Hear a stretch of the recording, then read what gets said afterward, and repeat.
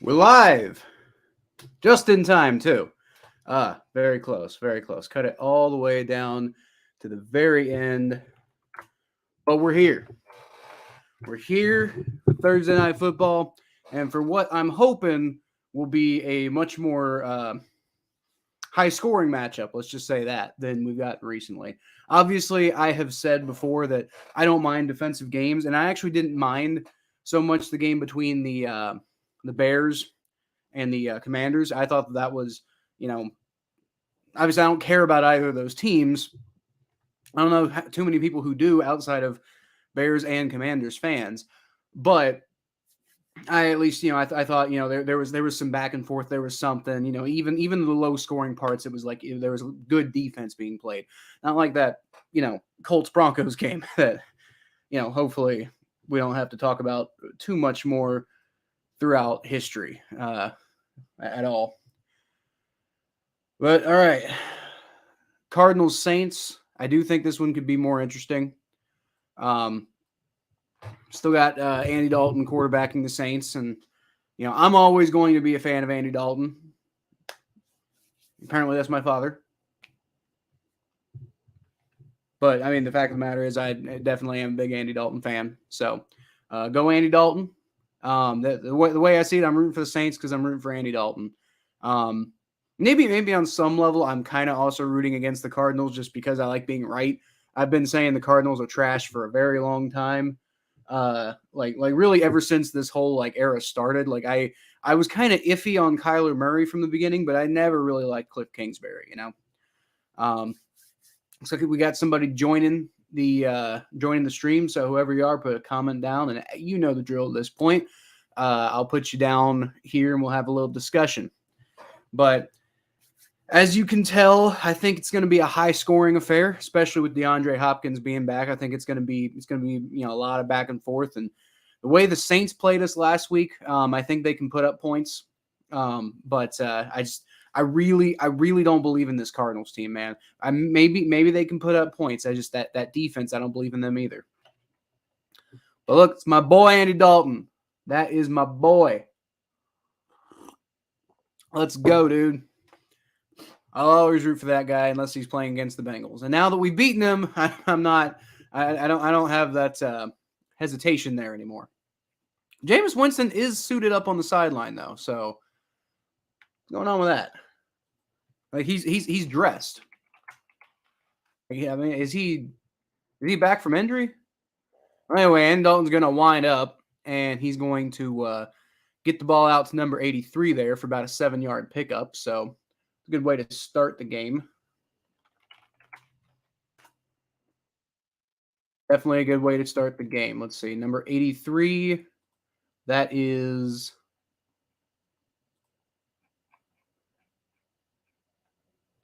Juwan Johnson on the catch. All right, Dalton's back under center. Motions Johnson, actually, once again. I'm going to hand the ball off to Alvin Kamara. He's got a hole up the middle. He's going to get down to about the 45. He's going to get down, get tackled. I think he's going to stretch out to about the 50-yard line. Let's see if they give him the 50. They might give him the 49, but either way, fantastic first down run pick up there.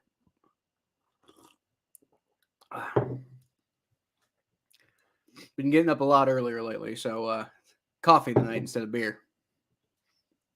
Gotta stay up. If I try to drink beer, I'll fall asleep halfway through this damn stream. Trust me.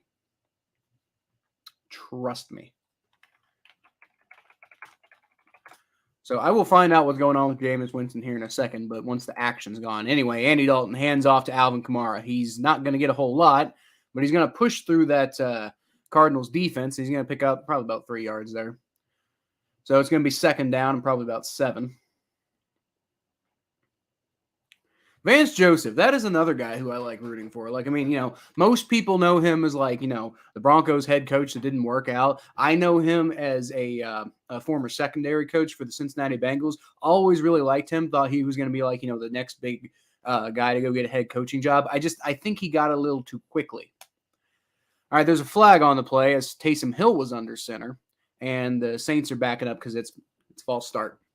All right, we're going to move him back, and we're going to replay the down.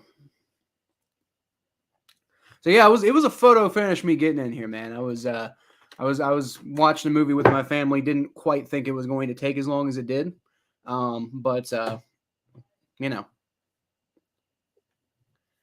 But we're here now.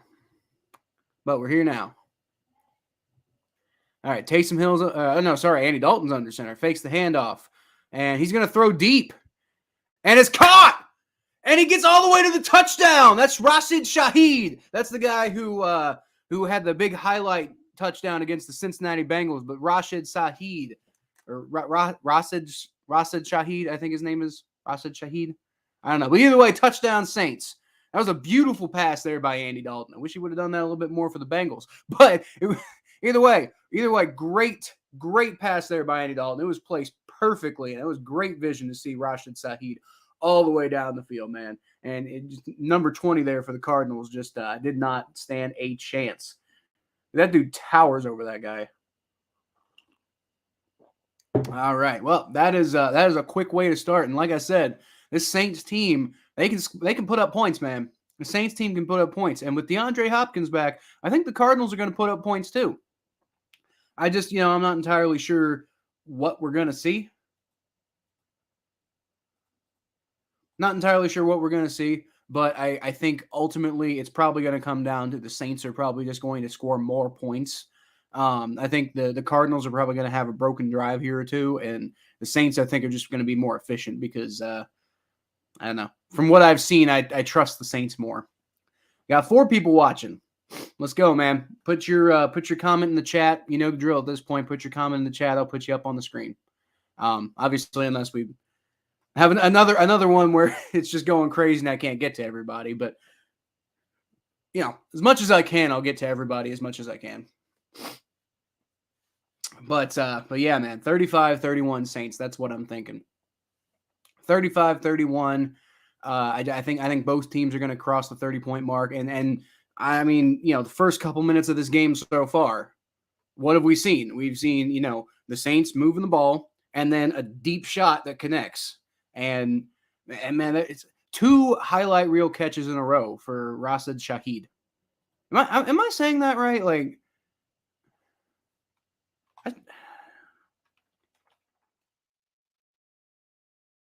Rashid Shaheed. I think I said Rashid, but it's Rashid Shaheed. Try to say people's names right. But yeah, Rashid Shaheed. That's 2 weeks in a row he's had a highlight reel touchdown catch.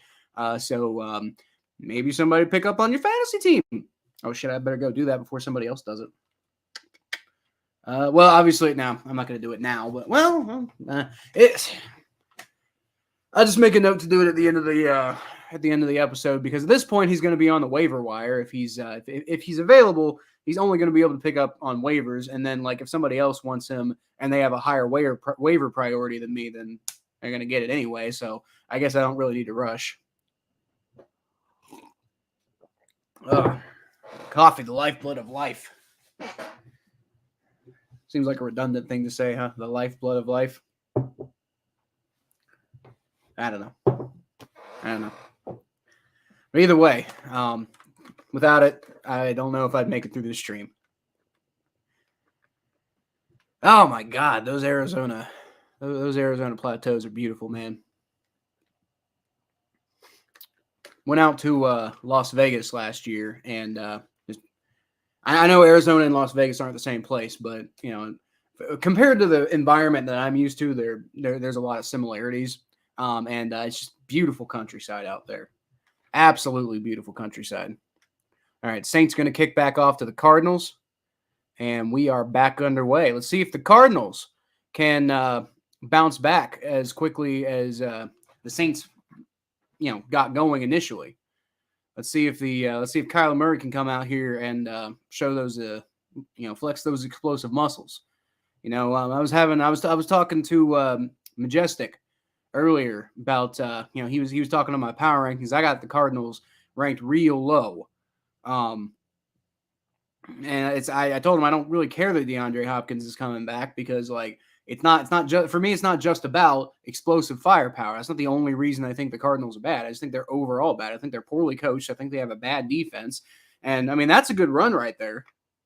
That's a good run right there by number 26. Eno Benjamin. That was a good run. It's only about 7 yards, but definitely got where he was going. Kyler Murray takes a shotgun snap. His protection breaks down a little, but he gets out of the pocket and he completes a pass. There you go. He gets down to the 40, gets down to about the 36, I think, call it the 36. But man, explosive offense is the name of the game. They just saved all of the explosive offense they missed the last couple of weeks, and they put it all into this game. That's Rondale Moore on the catch, by the way. So if you like offense, this game's for you. There's plenty of offense to be had in this one so far. Anyway, obviously we're only 4 minutes into the game, but we're 4 minutes into the game and we're already about to have a 14-point game, like total between the two teams. Kyler Murray shotgun snap. Doesn't really want to commit to anybody. Throws it, dumps it off to the running back, and he can't even get back to the line of scrimmage, and there's a flag on the play. Eno Benjamin on the catch, and let's see what the flag is. Illegal man downfield on the Cardinals. So, yeah, that penalties like that can kill your momentum and kill drives. It's Will Hernandez on the illegal man who's downfield. Just usually when that happens, guy is just one of the linemen is trying to get downfield too quickly to block. But the problem is, you can the rules obviously discourage that so that you don't have more players than you're supposed to have who are eligible receivers. Oh, Kyler Murray dumps it off to DeAndre Hopkins, who picks up 5 yards but gets absolutely smacked on the catch. And good on him for holding on to that, man. Good on him for holding on to that. That was a hard hit. But, I imagine we'll be seeing a lot more passes toward DeAndre Hopkins today. They want to get him going. They want to get him going. He's out there wide right this time. Well, not anymore. Rondale Moore is now wide right, and DeAndre Hopkins is just in the slot.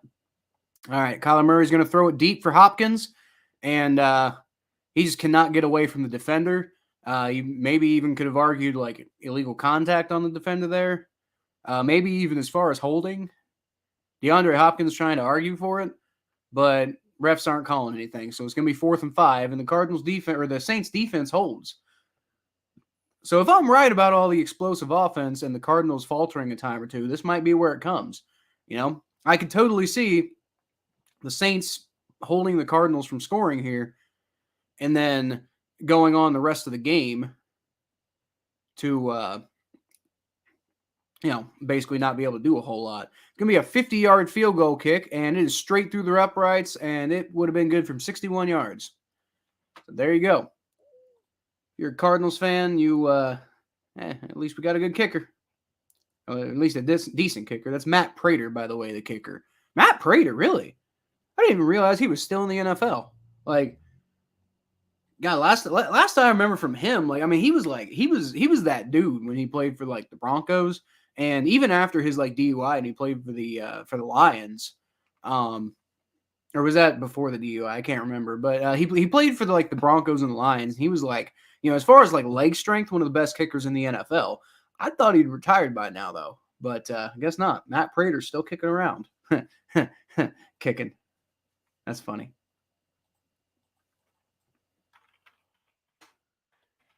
I'm actually curious. When did Matt Prater? Because am I wrong? Did he had his DUI? Oh, he got drafted by the Lions. Well, he didn't get drafted at all. But I didn't realize he actually spent his first preseason with the Lions. So him going to Detroit for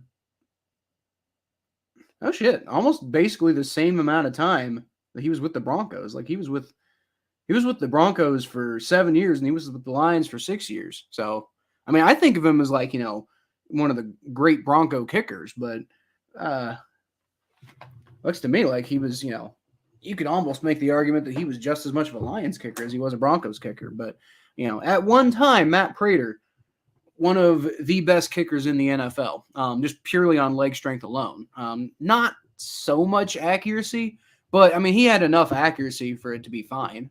And then he kicked those big long field goal kicks, and then it helped that he was also in Denver, so his leg strength already a big advantage. And then when you're kicking in Denver all the time, it makes your stats look even more inflated. So, gotta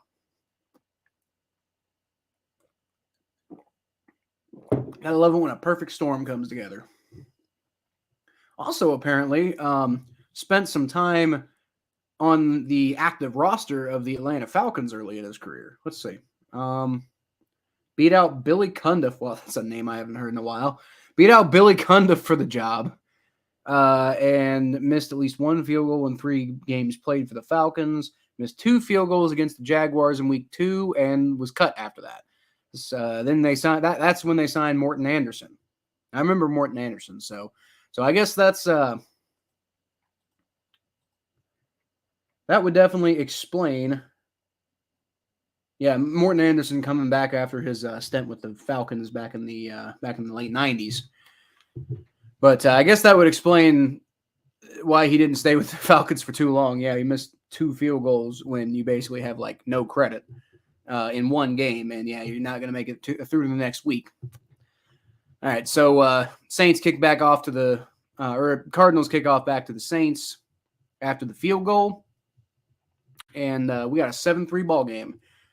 Already looking like it's going to be way more entertaining. Again, if you like offense, if you're a big I like offense too. I don't know if anybody doesn't like offense. I'm just saying if offense is the thing that makes or breaks a football game for you, this game is going to have plenty of it. All right, so you got I think that's Taysom Hill under shotgun. That is Taysom Hill. He's going to hand it off to Mark Ingram, who goes absolutely nowhere. Like absolutely nowhere. He gets tackled like 3 yards behind the line. That did not work out at all. Like even a little tiny bit. Oh, there's a Cardinals player now. They're looking at his shoulder. I don't know what's going on with that. That's Rashard Lawrence down, the big defensive tackle out of LSU. 3rd-year player, but played at LSU in his college days, and he's down on the field, and people are taking knees, so seems like it's pretty serious. Hope he's okay. Let's see what happens here. Goes to tackle Mark Ingram, and looks like he just kind of like awkwardly tackles him. I wonder if he might have torn something in his shoulder or something like that. I don't know. I'm not a doctor, but either way, hopefully he's all right. It doesn't look all right. Probably kind of a dumb thing to say, right? But either way, prayers up to him. Hopefully, if he is out, then hopefully it's a short recovery. Hopefully it's not too serious, like too terribly serious. One of those things that you hope it looks worse than it really is. Probably ought to turn that down. The NFL fantasy app is telling me, oh, don't forget to watch Cardinals Saints. Well, yeah, I mean, I think I'm all right. I think I might have. Think I might be okay on that one because we are here and watching this game, man. God, that thing. I need a desk where I don't because I got this old desk from a buddy I used to live with, and for whatever reason the drawers just won't stay in place anymore. So I had to install these hooks that I got from Home Depot that hold in there, and if you don't have the hook down right on time, then it just every time the drawer falls out, and it's just annoying, man. I don't know what's up with that.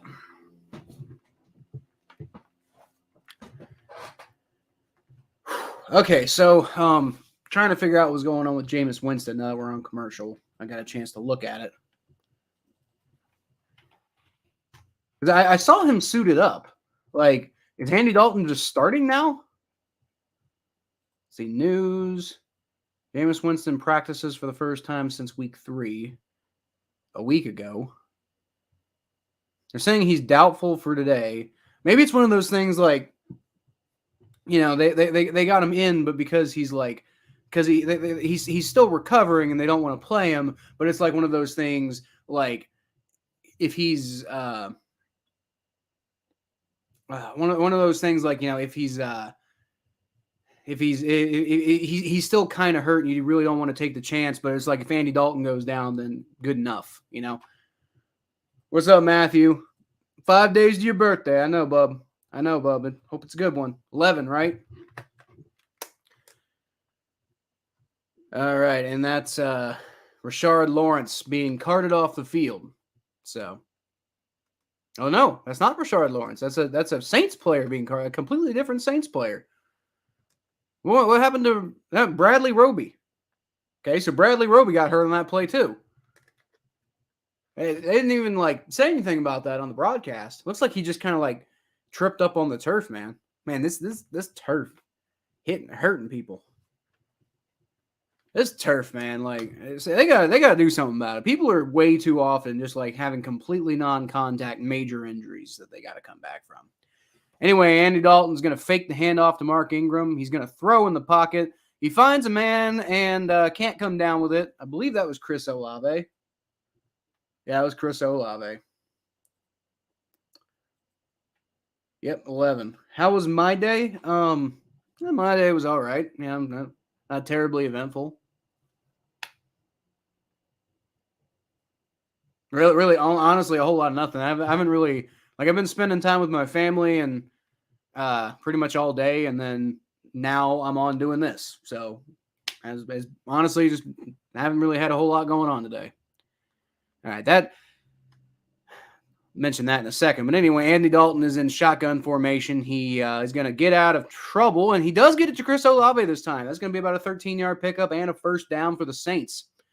There's a Cardinals player out there who is wearing like these bright yellow shoes, and I don't like that because, like, I mean, I guess like while the normal, like, before the play is going on, it's fine or whatever. But like after the play, I feel like I'm gonna get a look at those shoes. Like they're just gonna like kind of come across the screen. I'm gonna think there's a flag, right? Like I don't like those yellow shoes. Can we ban like bright yellow shoes from the game, please? All right, Andy Dalton gonna hand it off to Alvin Kamara. Alvin Kamara is going to juke and move his way to a 5-yard pickup. And excuse me, I'm streaming. What's up?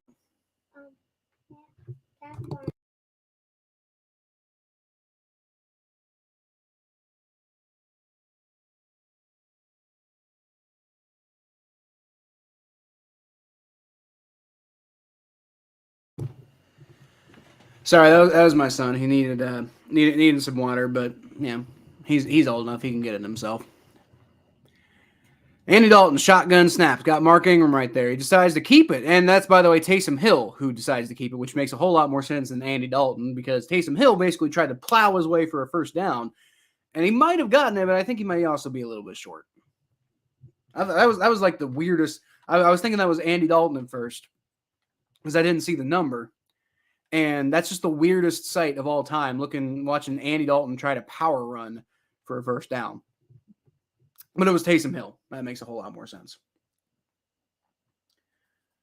Maybe next time, Matthew. He's going to bed now. Mark Ingram's got the first down. Yeah. I'll totally have him on at some point, Matthew. But it's bedtime for him right now. He's 7, so he needs to go to bed. But every once in a while, I've brought him on before, so I'll probably have him on again at some point. But I said I would what? Put him on? No, I didn't.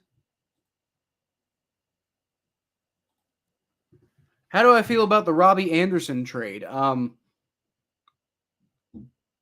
mean, it could help.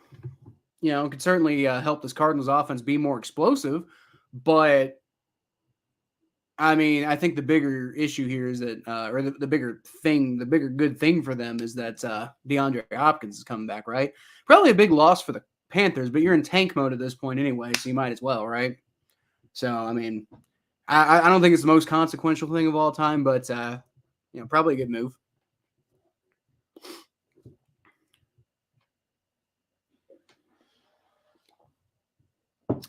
Cordell Stewart, huh? So they got 200 pass attempts, 200 carries, and 30 catches. The last time, the only times that's happened in NFL history, the only time in my lifetime that seems to have ever happened was when Cordell Stewart did it. If that tells you how long ago that was. Anyway, Andy Dalton's going to dump it off to Chris Olave, who's going to pick up about 5.5, maybe 6 yards on that. But it's going to be second down and probably 4. Second down and probably 4.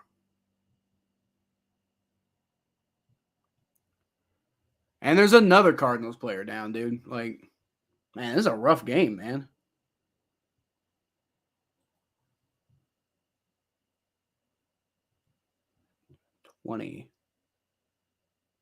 Marco Wilson, who got hurt there.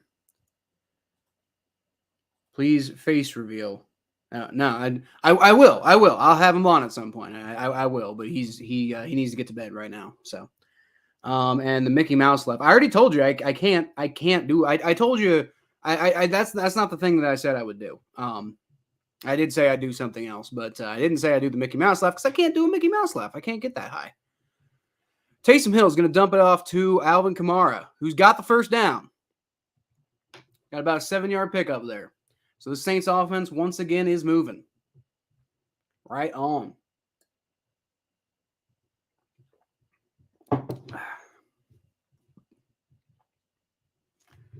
That was an interesting formation. They had like 3 guys literally lined up in a row. I don't know if I've ever seen 3 guys literally just lined up in a row like that. Like bunched for sure.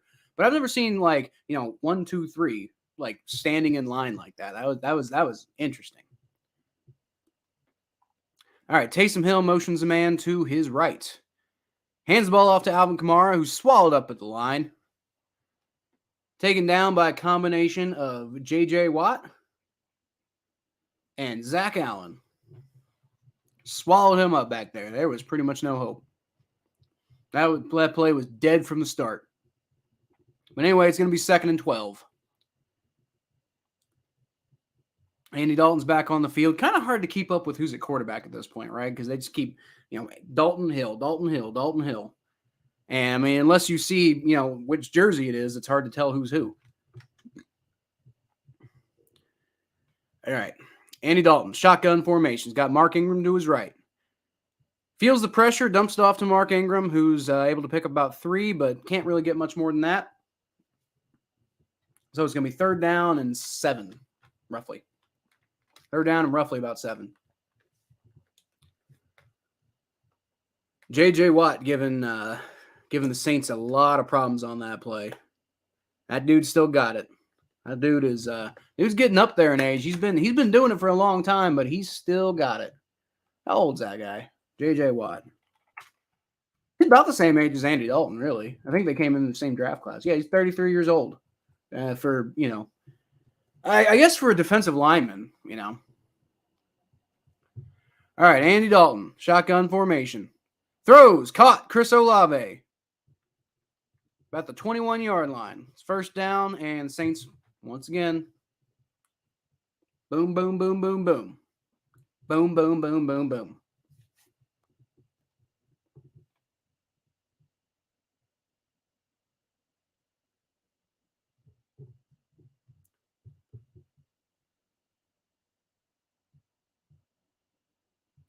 All right. Line up in a bit of a scrunch formation. You got one guy out left, but other than that, they're all they're all bunched up at the in the middle. Handed off to Alvin Kamara. That seemed obvious to me, but I mean, who am I to diagnose an NFL offense? Alvin Kamara is going to pick up 11 and get the 1st down, so it works out for him.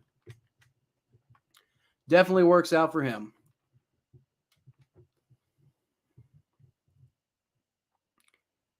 And man, Alvin Kamara, just it's hard to pin him down. That's the thing.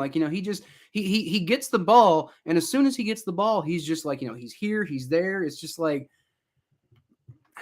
wish Joe Mixon would do that. Andy Dalton hands the ball off to Alvin Kamara once again, and he's only going to pick up 4 on that play. But hey, that like I said, you'll take 4 if you get 4 every play, you'll take that. That's totally fine. Alvin Kamara was actually the running back that I wanted the Bengals to draft in that draft class. when we got Joe Mixon, I was understandably skeptical at the time. And, it ended up working out. Joe Mixon's been great, right? And he's been really a model citizen ever since he's been here. But I was kind of skeptical at the time. And not to mention, I thought Alvin Kamara was going to be amazing. And he has been. Alvin Kamara has been amazing. But it's like so has Joe Mixon. So I guess, it kind of works out. Works out for both sides. But Andy Dalton's going to hand the ball off to Alvin Kamara. That time he's swallowed up in the backfield. That time he didn't go anywhere. I believe that's, it's Buda Baker. Buda Baker with the tackle. He snuffed that out. There was nothing.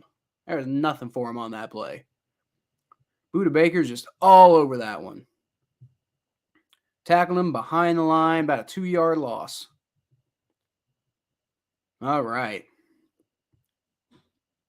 See, this Cardinals defense, man, like they got talent. The fact that they aren't the fact that they struggle as much as they do, it's just like, I would expect more, honestly, out of a team with, a decent amount of talent. That was intercepted. Andy Dalton throws an interception in the end zone. That's a very Andy Dalton thing to do. And that's a very smart play there, by the way, by Antonio Hamilton. Very smart play by Antonio Hamilton, who saw there wasn't really much room to run out of the end zone. So he just decides to take a knee and take the touchback because, he pretty much, if he had tried to run that one out, he probably would have lost at least 10, maybe 15 yards at the very least, if not, catastrophically more. And Andy Dalton is not looking happy. Of course he's not looking happy. But, that's just what you do, Andy Dalton. I'm sorry, I love you, buddy, but you that's why the Bengals drafted Joe Burrow, because you do stuff like that, man. I love you to death, but you gotta be able to see the field better than that. Buda Baker was just all over that, and it's just like he threw it right to him. Sucks to suck, man. That's all I gotta say. Sucks to suck, man. Like I said, that's why we drafted Joe Burrow. That is exactly why we drafted Joe Burrow. But yeah, man, these offenses are moving. These offenses are definitely been fun to watch so far. Not really a whole lot from the defenses, but every once in a while we're getting a play like that. So you'll take that. You'll definitely take that.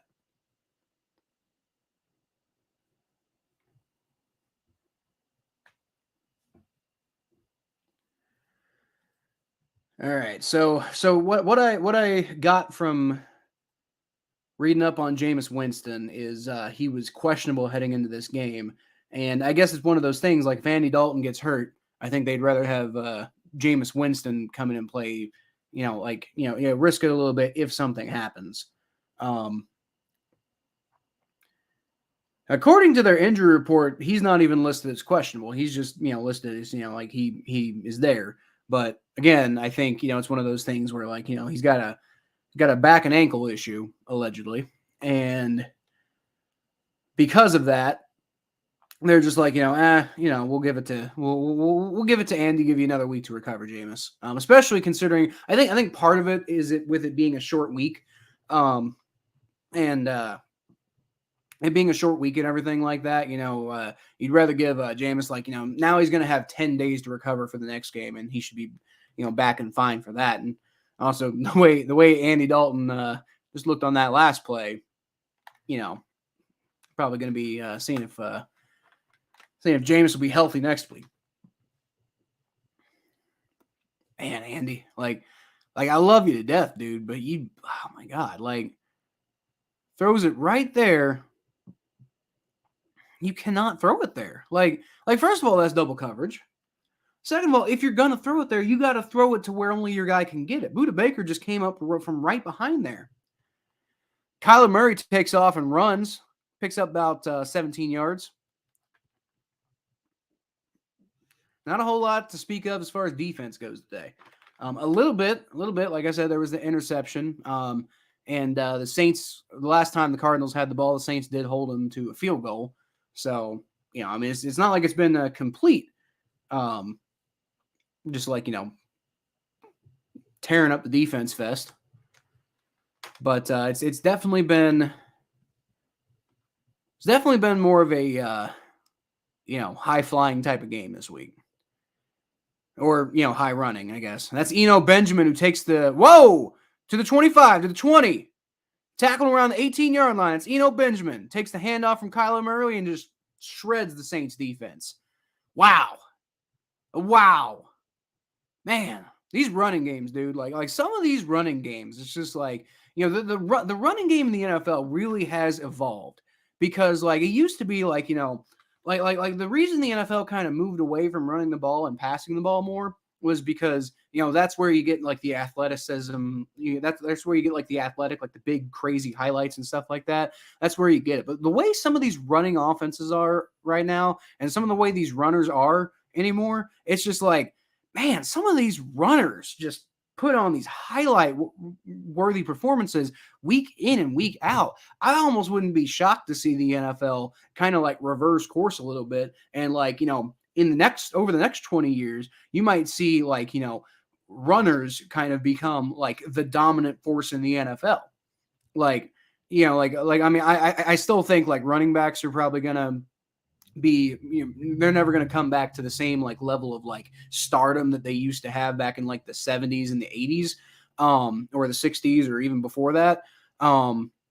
But running quarterbacks are going to be the thing. I mean, they're kind of already starting that, but it's going to be, everybody's going to want a running quarterback, as Kyler Murray dumps it off there. And that's part of your problem with the running quarterback is, you don't always get the greatest passing performance of all time, but he dumps it off to Keontae Ingram there, and he's not really able to pick up very much. So I think I actually believe he was picked up behind the line. So you're going to have to either go downfield or you're going to have to run it. One of the two. I wonder what's the injury reports looking like for the Cardinals. Got any major things? Got Marquise Brown out, so I guess it's good that they finally got DeAndre Hopkins. And honestly, to answer Matthew's question from earlier, that's part of why they probably traded for Robbie Anderson, because like you're getting DeAndre Hopkins back, but now suddenly Marquise Brown is just like, you got to be able, like, you're starting to realize got a lot of issues at wide receiver, at least as far as depth goes. So, especially when you got all these injuries, you're gonna need to address something. So, I mean, that's probably why they, moved as quickly as they did to make that move. Who else is out? You got Dennis Gardick. I don't know who that is. Rodney Hudson. That he's so they got I believe their starting center out. I don't know for sure that he's starting, but I would assume he's starting. Justin Pugh, who I also believe is a starting guard. Darrell Williams, running backs, out. And looks like Matt Prater was questionable, but I definitely saw him in there, so he's fine. Eno Benjamin was on the injury report. He's obviously fine. So, yeah. Michael Thomas, Jarvis Landry, Andrus Peat, Adam Troutman, Marshawn Lattimore, all guys who are out for the Saints. So, I don't know what's up with that's a ton of issues at the wide receiver position for both teams. I don't know what's up with the issues with wide receivers lately, but they're at where they're at. All right, so it's going to be a crazy week in the NFL this week, man. It is going to be a crazy week. I mean, you got, some of these games. Browns, Ravens. Doesn't matter how good either of those teams are. It's always going to be, fun, interesting game.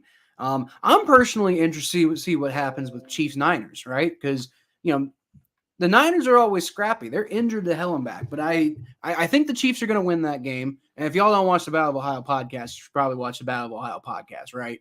But me and Thomas, we do predictions on that every week. It's a good show. You should watch it, especially if you're a Bengals or a Browns fan. Good for rivalries and stuff. Thomas is the Browns fan. I don't know if you can tell, but I'm a Bengals fan. So, that is what that is. All right. Jets Broncos might be an interesting game too, just to see if the Jets are like for real, and maybe see if the Broncos can do something. Maybe see if they can do something. Steelers Dolphins with Tua Tagovailoa coming back. Kyler Murray is going to take the shotgun snap. He's going to evade some pressure. He's going to get out to the left side, and he's going to choose to run this one on 3rd and 10, picks up the first down and a couple extra beyond that, and they are knocking on the door. They are knocking on the door once again. Let's see if the Saints defense can hold like they did on the last drive, but if not, then Cardinals will be taking the lead on this one. Damn shame, too, for the Saints, right? Because they were right there, and Andy Dalton just, zoop, Buda Baker. Buda Baker was just all over it. Rough for him. Very rough for him.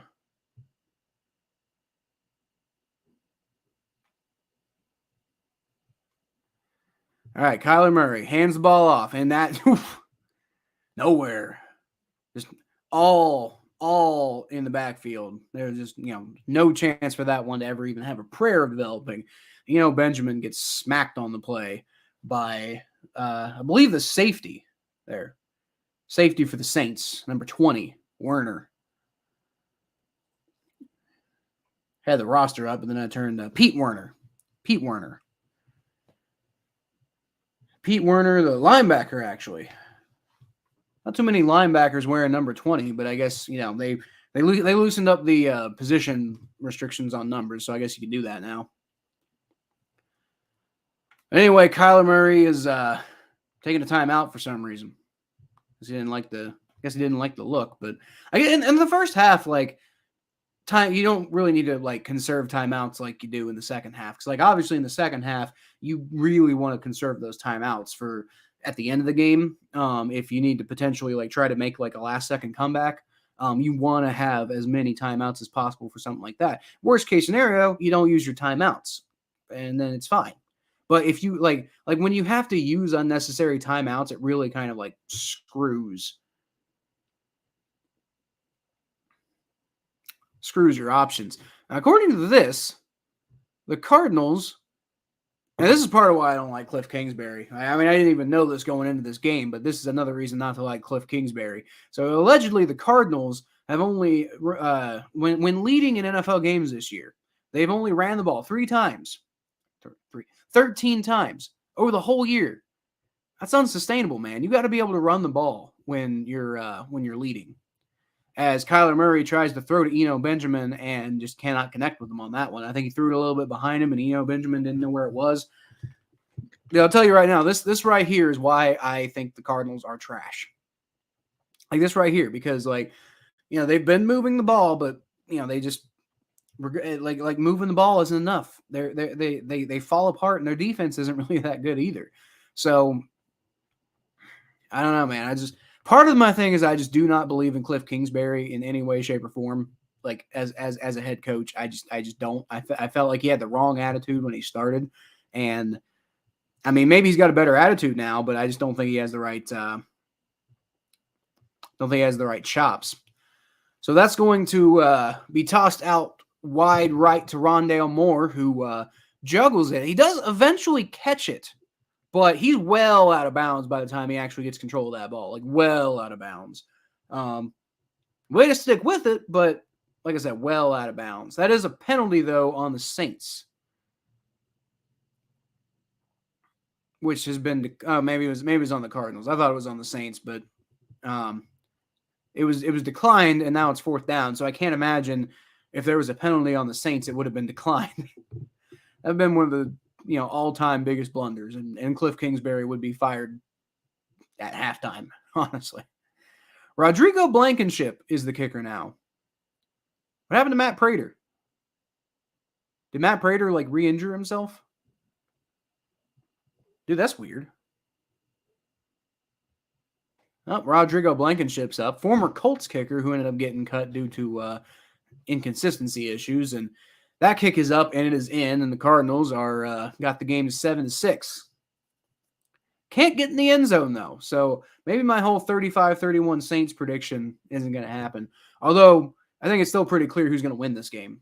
I think it's pretty obvious that the Saints, if Andy Dalton doesn't throw any more interceptions in the end zone, then they might be okay. Might be okay. Got one person watching in the chat right now, and whoever you are, leave a comment in the chat. I'll put you up on the screen, and we'll have a little discussion. Oh boy, man, the Saints. Man, the Saints. I think if they can really kind of hone it in here, they got an opportunity to run away with this game because the Cardinals are just shooting themselves in the foot over and over and over. And I mean, honestly, if you're the Saints right now, you got to know that you've got an opportunity, like in the palm of your hands right now. You got an opportunity to just like demolish this Cardinals team. Like go seize the moment. If you seize that moment, it's over pretty much now. I'm saying that it's not even like halftime, and it's not even halftime. You've only got a 1-point lead, and I'm telling you right now, if you seize the momentum and you're the Saints, it's pretty much like. I don't know if there's much coming back for the Cardinals, and mainly just because I don't believe in the Cardinals. Cardinals are trash, as evidenced by what we've seen so far. You know, they've moved the ball, they've got some stuff going on for them, but they just cannot take any control over it. Man, damn. And the problem is there's so much potential on that Cardinals team, right? Like they really could be much more than they are. They just aren't. And I don't.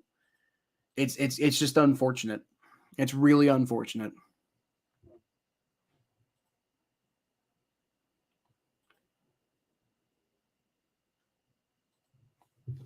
Damn.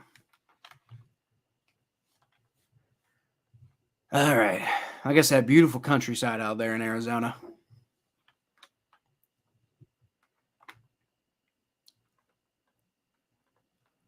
Kyler Murray over there having a conversation with DeAndre Hopkins, who doesn't seem very happy. And honestly, if I was Hopkins, I wouldn't be too happy either because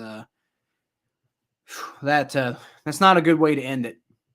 That is not a good way to end that drive. And Saints wake up from yeah, good call there, Christine. Now here's the thing. Like I've been saying for the last few minutes, like the Saints are kind of in control of this game right now. Like the Cardinals are shooting themselves in the foot repeatedly. And really, if the Saints can just take control, if the Saints can just, like you said, if they can just wake up and really take control, then they're gonna be fine. Like the defense is doing what the defense needs to do. Could they be better? Of course they could, but they're doing what they need to do. The Saints are doing a decent job on defense, I would say. They're doing a good enough job. And the offense has been quite good as well. You know, Andy Dalton throws an interception in the end zone because that's what Andy Dalton does. Trust me, I'm a Bengals fan. I know. I lived that life. All right, Andy Dalton hands the ball off to Mark Ingram. He's going to push forward for about 4.5, 5 yards. I'll give him the 5, but I don't know what they're going to give him on TV. Saints need to win this game. I'm rooting for him. I will always root for my boy Andy Dalton. Got Andy Dalton and Taysom Hill on the field on this next play. But yeah, I'll always root for my boy Andy Dalton. And honestly, I kind of like the Saints. I wouldn't say like I'm a fan of the Saints or anything like that. But I kind of actively don't like this current version of the Cardinals. So yeah, I say go Saints. All right, Taysom Hill was in at quarterback there, which was Andy Dalton, a wide receiver on that play. Taysom Hill, anyway, is going to try to run with it on that play, and he doesn't pick up hardly anything. So that was kind of stupid. But I don't think they're going to show a replay of that because it was a 1-yard run, but it was Andy Dalton and Taysom Hill on the field at the same time, and Taysom Hill was the quarterback. So was Andy Dalton a wide receiver? I remember this one time Andy Dalton – like they did like a wildcat formation one time or something like that when he was playing for the Bengals, and Mohamed Sanu threw him a touchdown pass. It was one of the coolest things I'd ever seen up to that point. All right, Andy Dalton throws, and it's caught by number 17, and his run is up. He's trotting down the sideline. He might go all the way, but he is pulled down at the very last second at about the 5 5-yard line. That's was that Taysom Hill? No, 17. Okay, I'm sorry. That was Kevin White. Wow. Whoa, Kevin White. I did not realize he was still in the NFL. I thought he busted out a long time ago. Damn, Kevin White. You're actually doing something. Kevin White on the big play. That was a great throw, and I think he may. I don't know. They're saying he may have stepped out, but from what I'm looking at, if you really look closely, okay, from that angle, you can maybe say that he touched the white, like the sideline with his foot. But you see from the back, it looks to me like his shoe is still covered in green. You see, they ruled it. I think they ruled him down at the 5, and so I mean, like from what I'm seeing, I don't think there's enough evidence to overturn that. It looks like there's some green there, and if there's green, then he's in bounds. So yeah, that's that we're gonna go on to commercial while the refs try to figure that one out. But I think that he stayed as close to inbounds as you can possibly stay. But to me, it looks like there's a little green outline there on his foot. So. And if they ruled it inbounds on the field, I think it'll stay that way. But yeah, Kevin White on the play, man, and good to see him. Good to see him back. Good to see him doing something because, like, I thought he was going to be a really good receiver. So, like, you know, he busted out in Chicago, and if he can resurrect his career, I think he could be something special. Raged big after we lost to the Bengals. Do the same thing with if we lose tonight. Yeah, dude, that was a really close game. But I mean, I don't know if you came and watched my stream of the game, but there was a couple of times I was raging too because like I'm just like obviously we didn't we didn't take a lead until the final 2-minute warning of the game. So I mean, obviously you as a Saints fan, you're you know controlling the game the whole way, and then you lose at the very end. That's got to be frustrating. But personally, I was very happy to see that. But you were at the game. You were at the game. You know what? If it makes you feel better, when I was like, I forget how old I was, like 14 or something, I think.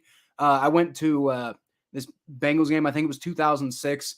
And Bengals were playing the Broncos, and you know this was the year after, like you know Carson Palmer tore his ACL, and it's like if he hadn't gotten hurt, we're like maybe we could have gone into and won the Super Bowl that year. So 2006, we're thinking, okay, this is the year that we're gonna get it together. We're gonna go back and we're gonna make a run, and then they just like they butt fumbled their way out of just you know somehow not making the playoffs that year. And one of those things that they did was they basically had the Denver Broncos beat at the end of the game, and then like what was it like? 4 seconds left.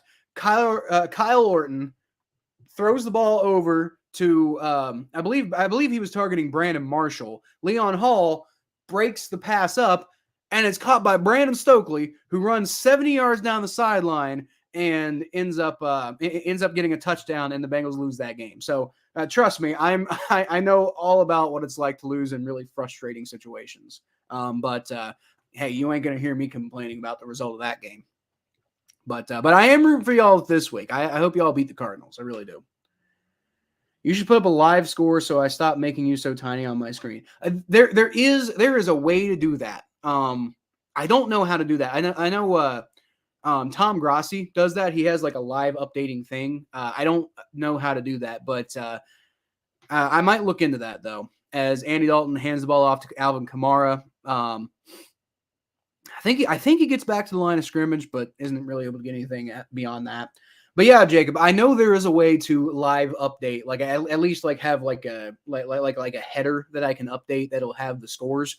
I don't actually know how to do that though, but I will look into that. That's a good idea. It has been something I've been meaning to look into, just haven't. But hey, now somebody's asked about it, so I'll see if I can come up with that. All right, Andy Dalton under center. He's going to throw immediately to Taysom Hill, who barrels his way in for the touchdown. That's a touchdown, Saints. Andy Dalton with 2 touchdown passes tonight. Wait, is that right? Okay, don't quote me on that. I actually forget what the first touchdown was. I think it was he threw a touchdown pass the first one, right? Let's see. Yes, as I said. Wait a minute. Okay, so ESPN's stupid. All right, Andy Dalton. Yeah, Andy Dalton pass, short middle, 6. I don't know. That's not it. There we go. Andy Dalton, deep pass, deep middle. Yeah, for Rashid Shaheed. Yeah, that was the first pass, and then Andy Dalton again. So Andy Dalton 2 touchdown passes tonight, and we're barely into the second quarter. So I mean, I know he had that interception, but like, let's go, my boy Andy Dalton. I'll root for you as long as you're not playing the Bengals. If you play the Bengals, it's lights out. Although apparently it isn't, because we're still 1-2 against you, but it is what it is. So 2 people watching right now. At least 2 people who are commenting and watching right now. We got Christine Conley and Jake Conley. Don't think there's any relation because you're spelling it differently, but just an interesting little thing that I'm noticing there. Oh man, dude, we definitely we're definitely like, I mean, the Cardinals are bad. So I mean, if the Saints have the potential of running away with this game, and if they do, this might not end up being the most compelling game to watch. Although don't forget we did have what was it? Well, like when we did the Sunday night stream last week, we did have the Eagles were like killing the Cowboys, and then the Cowboys came back and made it interesting, and they lost, but they made the game interesting. So like, I mean, the Saints have the potential of running away with it here, but even if they do, you got to stick with it because you never know what's going to happen. Battle of the Conleys. Let's go. And we could make that like some halftime entertainment, just like like one of those like the padded sticks, and just that'd be fun. That's probably not fun for the Saints fans though, because oh no, that's good for the Saints fans. So handoff there to number 30 for the Cardinals. The Cardinals are on offense, and it's a handoff there to number 30, and is not able to pick up anything. Barely gets back to the line of scrimmage. So Kyler Murray's coming out once again, shotgun formation. And he's going to drop back. He's got fantastic protection that time. And this time he does connect with number 30, who's all the way down the field. Beats one tackler, beats 2, beats a third, and then that guy gets back on top of him, and he does end up taken down. But only after about a 30-yard pickup, dude. Like, goddamn, Keontae Ingram. Like, man, dude. That was a cool play. Whoop! This one guy, like Chris Berman. Whoop! He actually he okay, so he jukes number 30 there, Evans, out of his socks, outruns number 20, and then breaks the ankles of 22, and then gets out. So that's like basically 4 broken tackles on that one play. Like, that was a hell of a play, especially after the last one basically did nothing. He's gonna hand it off this time to Keontae Ingram, and the Saints are on top of that one. So Saints got 2 out of 3 there, but the problem is the one that they didn't get was a huge play. So it is going to be second down, and the Cardinals are moving once again. Yeah, this is not a defensive game. There's not a whole lot of defense here today. Saints at this point, are they going to live and die on turnovers? Because sure seems that way. All right, Kyler Murray, shotgun snap. Rolls back, throws, got DeAndre Hopkins for about a 20-yard pickup, and he's going to roll safely out of bounds, 1st and 10. Like I said, no defense, dude.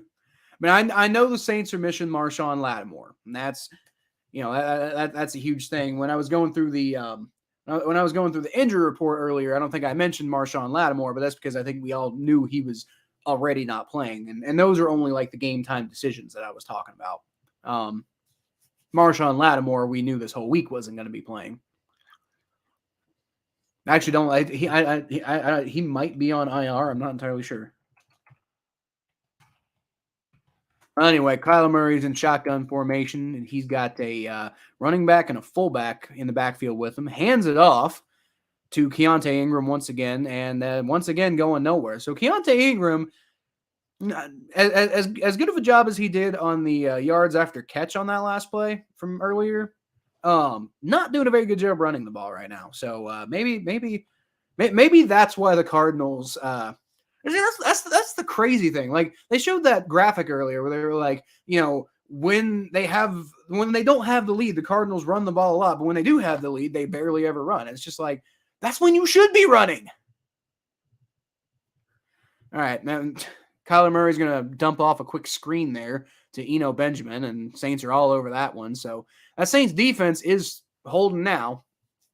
Kind of reminds me of the Bengals defense. They'll let the opponent do whatever they want, but hey, once they get down the field, then we'll start playing. Cameron Jordan out there on the field. He got bullied by Lyle Collins last week. Or Lyle. I think it's Lyle Collins. He got bullied by Lyle Collins last week, which was nice to see as a Bengals fan because, we've been worried that he was a huge free agency bust, but he came through in the clutch last week for us. All right, Kyler Murray, shotgun snap. Protection breaks down. He's sacked. He is sacked by David Onyemata. He pretty much he tried to step up in the pocket. He tried to do what you're supposed to do as a quarterback, but the offensive line was terrible on that one. And there's holding on the defense. Okay, all right. So that'll break a luck there. A little bit of a break of luck there for the Cardinals. You had Justin Evans, safety out there, who was holding one of the receivers. Looks like he was holding DeAndre Hopkins. And you could maybe argue that's part of the reason why Kyler Murray didn't get the ball off because he basically disrupted an entire route by just basically taking DeAndre. He tackled the dude. So yeah. I mean that might be why Kyler Murray got sacked. But either way, good turn of luck there for the Cardinals to take that play from a sack to a first down. This time, Kyler Murray gets the ball out to DeAndre Hopkins for about a 7-yard pickup. And I think that's what Majestic was saying. Because, you got DeAndre Hopkins in the game, you will be able to do stuff. The problem is, I think the Cardinals are so bad that DeAndre Hopkins isn't going to save them. You'll do some good offensive stuff with DeAndre Hopkins for sure, but one player, I know quarterbacks and make a huge impact on a game, but even then we say one player doesn't make a difference. Definitely one receiver isn't going to make a difference when the whole team's a problem, right? DeAndre Hopkins can't play defense. That's all I'm saying there. All right, Kyler Murray, shotgun snap. He's going to hand the ball off. Plows his way forward. Eno Benjamin for a first down. He's trying to get more. I think the whistle probably was blown there at some point. Obviously, I don't have my audio on because I'm not trying to get copyrighted. Eno Benjamin. Eno Benjamin with the moves to get himself probably about a 15-yard pickup there. Go Saints. Go Saints. My girl Christine Conley. We're in it for the Saints together this week. Really, honestly, just because I got to find someone to root for, and I'm going to root for Andy. Oh, Kyler Murray with the option. Decides not to hand it off, fakes the handoff, and then just gets swallowed up behind the line. So the Saints were all over that one. The Saints were absolutely all over that one, man. And, what's that guy's name? Kapassengan? Let me pull up a Tano Kapassenyan. Or Passignon? Is the K silent? Is it Passignon? I don't know. I have to look that one up after the game because either way, you got me curious. All right, Kyler Murray's in the shotgun formation. He's going to throw it to DeAndre Hopkins, who falls a little bit, is able to hold on to it, but he falls down and isn't able to get out of it. He's a little frustrated with himself. Gets it down to the 10-yard line, though, and not going to be enough for a first down, but, hey, it moves the ball. And so it's going to be 3rd and 7. 3rd and 7. You know who I haven't heard from in a while? Who I haven't heard from in a while is AJ Green. Haven't heard what's going on with him. And I haven't really seen I think I might have just seen him on the field, but like they're not using him at all. Like that's one guy I kind of want to root for. Interesting, got AJ Green going up against Andy Dalton this week. But Kyler Murray dumps it off to Zach Ertz, and he gets most of the way to a first down, but doesn't get it. It's fourth down now, and offense is staying out on the field, so Cliff Kingsbury is going to go for it. And, I mean, I don't know, man. Like, I mean, your offense, maybe your thought process is just like defense is playing well and the offense is having trouble. You just kind of like want to break it open and actually go get that touchdown. But I mean, this is risky because your offense has not been doing well in the red zone so far today. So I think there's a pretty decent chance that they're not going to convert this. Kyler Murray actually walking to the sideline now, so I think Cliff Kingsbury. No, that's a timeout. That's why. Saints took a timeout, so I think the Saints are just trying to see if they'll reconsider. But honestly, if I'm the Saints, I let them go for it because your defense is playing well. Your defense is playing well, and you're like, bro, try me. Because I think what Cliff Kingsbury is trying to do here is he's trying to jump his offense because his offense just has kind of been like doing well, but then kind of like sputtering kind of at the end. He's like, okay, you know what? It's 4th and 1. Let's just go get it. Let's give ourselves some momentum. Because if we don't get some momentum, we're going to fall behind in this game. So I kind of see where he's coming from here. I also think that, I mean, your defense is playing good, so maybe just take the points, but I don't know. Kyler Murray's going to fake the handoff, and he's going to go out wide, and he does pick up the first down, so it turns out to be a good call there by Cliff Kingsbury. Turns out to be a good call. And wasn't able to get all the way to the end zone, but does get it to about the 2-3 yard line, maybe. Something like that. Let's see. Fakes the handoff, runs 10, 5, and I think he got it out about the 2. Maybe you could call that the 1.5. Yeah, you could probably call that the 1.5 because he extends that arm. But it's going to be 1st and goal. And so if you don't get a touchdown at this point, like, that's a problem. That's a big problem. All right. Kyler Murray is pointing at DeAndre Hopkins, motioning him inside a little bit. And now there's a timeout. The Cardinals take their last timeout of the half, which is, I guess, fine because there's only 2 minutes. There's 2.5 minutes left. And Kyler Murray's mad. Kyler Murray's mad about something. He's pissed off. He's yelling at Cliff Kingsbury. He's like, what is he mad about? Like, he took a timeout.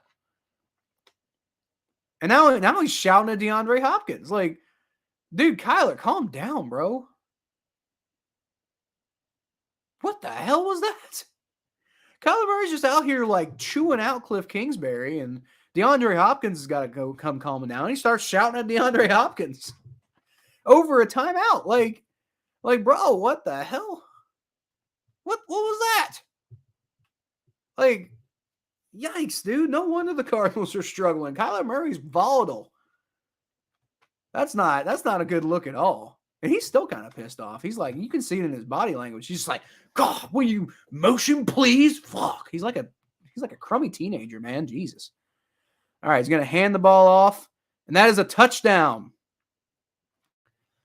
That is a touchdown. So that the call to go for it on 4th down ends up paying off because they get the first down, and then they hand it off to Keontae Ingram, who finishes off the rest of the play. And the Cardinals are clawing right back. So I would imagine they're going to go for 2 here because, I mean, you just might as well. You're down 2 points, and if you take an extra point, you're still down 1 point. So, I mean, just like, what's really the benefit of taking the extra point? And it looks like they've got the same idea. So the offense is staying on the field for the 2-point try because, again, like, down 2, down 1 doesn't really make a difference. All right. Kyler Murray is going to take the shotgun snap. He's going to throw. Nothing. He there's a flag, and I think that might be pass interference on there on the Saints. DeAndre Hopkins just ended up I think got pulled down at some point, but Tuttle, number 99, is making a motion like this, so he seems holding. On the defense, yep. All right, so that's going to give the Cardinals going to be a little bit closer, and they're going to get a chance to do it over. Oh, I see. I see. Okay, so Tuttle was, I think, arguing. He's like, I tipped the ball, so it can't be pass interference. But he's like, nope, it was holding, and holding. It doesn't matter if the ball is catchable or not. Like you can't hold the guy. Like that's just like holding. It's called like whether it's a running play or whatever. If the defense is holding, they're holding. You just can't do that. Saints are mad about it. They're like, no, it was tipped, and it's like that's not what holding is. All right, Kyler Murray is going to hand the ball off, and I think he's got it this time. Eno Benjamin, yeah, he is that Eno Benjamin? Anyway, he does get it. The referees say that he got it. That is Eno Benjamin. So he got out to the outside, took a really terrible angle, and almost actually got stopped. But he extends and does get it across the line before he goes down. So I mean, just barely, but he got it. He got it. So we got a tie ball game, folks. It is 14-14. And let me see. You know what I might be able to do?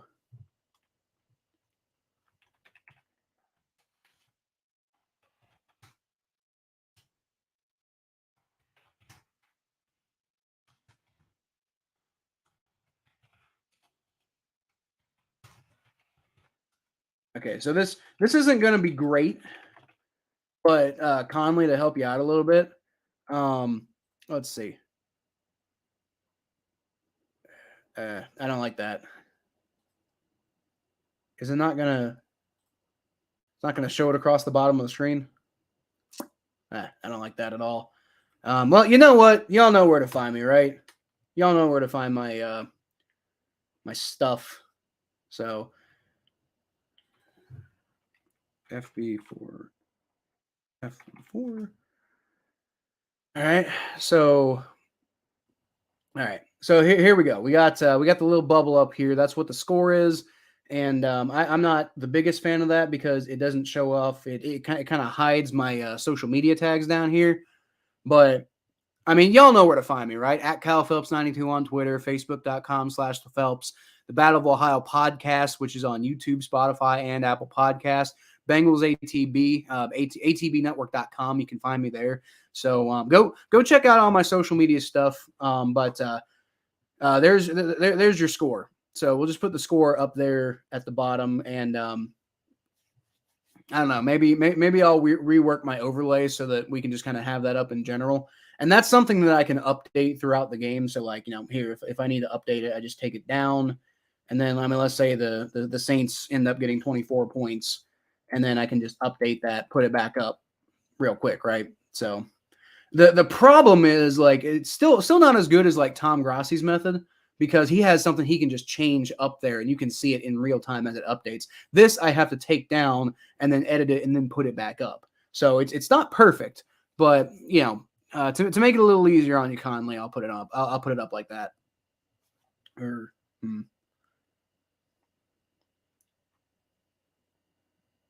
Yeah, we'll just put it like that.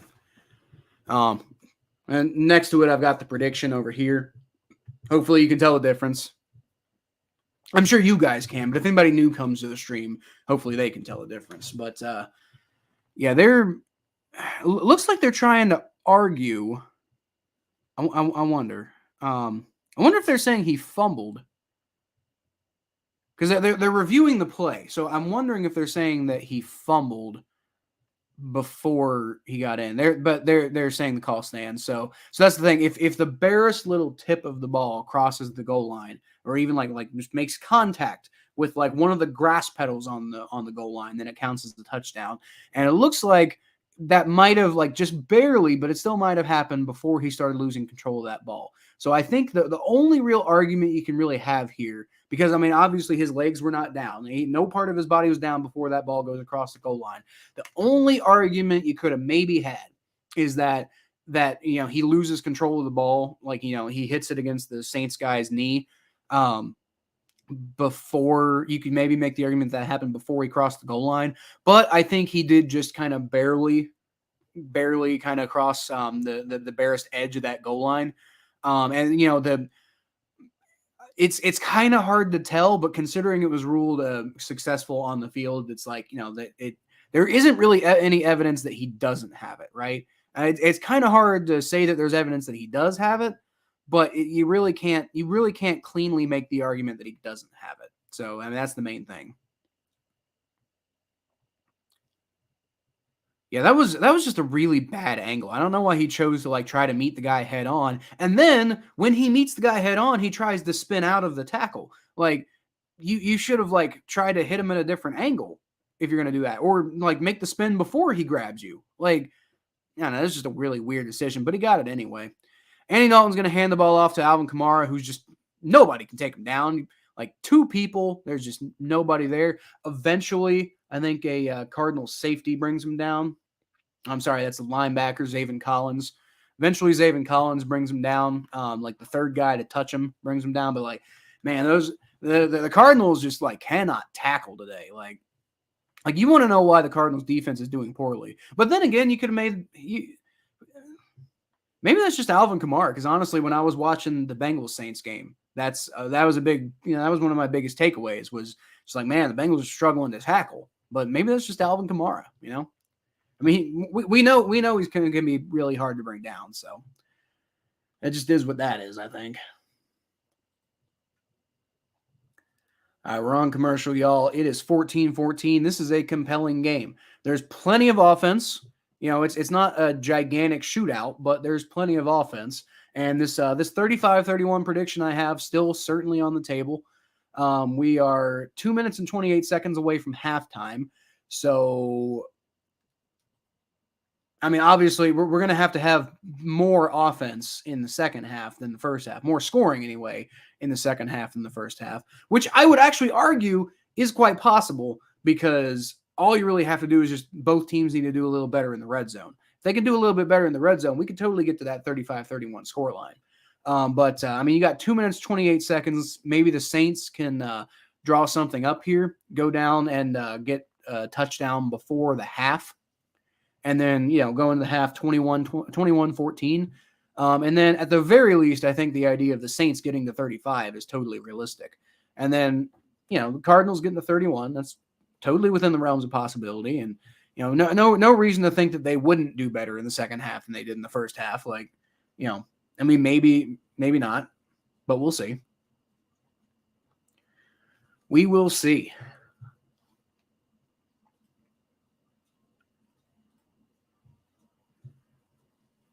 Man, this upcoming schedule for this week, there's just there is it's hard to love, I think, is the thing. But there are a few really compelling matchups, like that Browns-Ravens game. If it wasn't, Thomas wanted to stream that one with me, and I really wanted to stream it with him too. Unfortunately, it's at the same time as the Bengals game, and the Bengals game's always going to take priority for me, regardless of whether the Browns game might be more interesting. But I mean, we'll be keeping up with that Browns game for sure. And I worked out something with Thomas, we're going to be checking in with him, maybe do a halftime report. He's going to be at a bar, and we're just going to check in with him and see what's going on. See what's going on with the Browns game and stuff like that. And we among Bengals fans are Browns fans as well this week, because if we beat the Falcons, Browns find a way to take down the Ravens, then we're back in first place in the AFC North. So that's what you really want to see. So go Browns this week. All right, Andy Dalton's going to take the shotgun snap. Oh, no! Oh, no, it's intercepted. It is that's not even Andy Dalton's fault. That was, oh, man, oh, God, and it's a pick six, too. That was Marquez Callaway he got the ball to. Dude just bobbled it. Couldn't even just tried to catch it too early or something like that. Bobbled it up in the air, just oh, I got it. Oh no. And it sent it flying. And who was that? Number 20 for the Cardinals. That was Marco Wilson, who just had the heads up play to come down with the bobble. And in no way, shape, or form, Andy Dalton's fault that on that interception. And man, trust me, by the way, I am used to pointing out what interceptions are and aren't Andy Dalton's fault, because he does throw a lot of them, but it's weird. Like, so many of them aren't his fault. Like, oh, and they missed the extra point. Rodrigo Blankenship. That's why he got cut from the Colts. I don't know what's going on with Matt Prater, dude. Like, Matt Prater was in earlier. He must have like re-injured himself or something. And that sucks. That sucks because Rodrigo Blankenship, like, I mean, he's got he's wearing those like, interesting goggles for like the glasses, and I mean, maybe there's a reason for that if he's this bad with accuracy. Let's see. Matt Prater was dealing with a right hip injury before the game. Didn't practice at all this week, but was kicking earlier in the game. So now I'm kind of curious, like, did he re-injure it? I am really curious. Let's check Twitter. Nothing's coming up in the news. But holy hell, dude, wow, what a turn of events. Like, man, the Saints are starting to shoot themselves in the foot, man. Like, and once again, not Andy Dalton's fault. That was a billion% on Marquez Callaway. Like, not only you got to catch that thing, but to tip it to the defender like that, yikes. Like, yikes. That's all I got to say there is yikes. Yikes and a half. Yikes, like, maybe even more than that. I don't know. Okay, so according to Twitter, Matt Prater was out from the beginning. Matt Prater didn't play today. I swear to God, I saw him kicking earlier. Like, I mean, I must be crazy, right? Like, I swear to God, Matt Prater was kicking earlier. Like, we about to head into like creepypasta territory here. Like, it was actually the ghost of Matt Prater coming through my television screen. Like, and like I'm gonna see, like, the kid from The Shining later. Not The Shining, the whatever horror movie. I don't know. I'm not a big movie person, if you can't tell. Andy Dalton's gonna take the shotgun snap after and he throws it to Marquez Callaway. He's just like, it's okay, buddy. It's okay. You didn't mean it. So he throws it.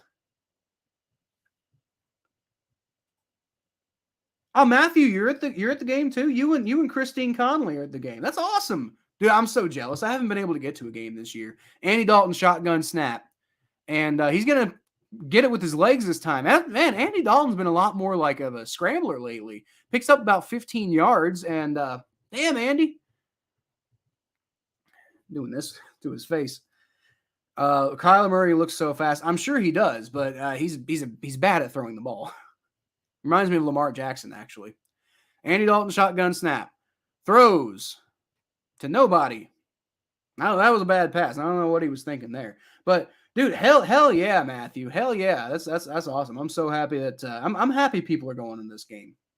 I'm happy. I'm kind of jealous. I haven't been able to get to a game this year, but I should be like. I think the next might be the next home game, might be the next home game after that, but I should be going to those. And then if the Bengals make the playoffs and happen to host a playoff game, I will be going to that. Trust me, I will be going if they host another playoff game. All right, Andy Dalton's in the shotgun formation once again. Rolls back, great protection, throws, got Marquez Callaway, and the Cardinals are saying he didn't catch it, but the refs are saying he did. And I'm wanting to agree with the refs here. Oh no, they're waving it off. Cardinals were saying he bobbled it. I disagree. But then again, let's see on the replay here. Catch, holds. Looks like he's got it. Okay, yeah, he does kind of lose control of it. Ends up on his leg, but he had firm control of it, and then it kind of got knocked out of his hands. And you could maybe make the argument that before he made a football move, that got knocked out of his hands, and he didn't regain control until after he was out of bounds. So okay, all right, fair enough. The Cardinals had a better angle on that than I did. Happy that D-Hop is back. Like, I mean, yeah, that's the reason why the Cardinals offense has been doing anything, honestly, is because they have weapons now. All right, Andy Dalton shotgun snap, and he throws another interception. That one was totally 1,000,000,000% his fault. And this one's being returned all the way back, and it's going to be another pick six. Oh, my God. What? Dude, Dalton. Oh, my God, dude. Like, that last pick six was not your fault, but, like, and this one, like, I understand you were getting hit, but, like, bro, like, my boy, my friend, according to Tom Grossi, my father. I'm just, thank God we have Joe Burrow. That's all I got to say. Andy, you look like you're in the playoffs right now. Oh, God, my friend. You cannot do that. Oh, no, Andy. Oh, you make me so sad. Oh, that's my friend. That's my boy. But oh, God, what? Why are you like this? Why are you like this, Andy? All right, so it's 20. Crap, I haven't even been updating this banner. So it is 26-14.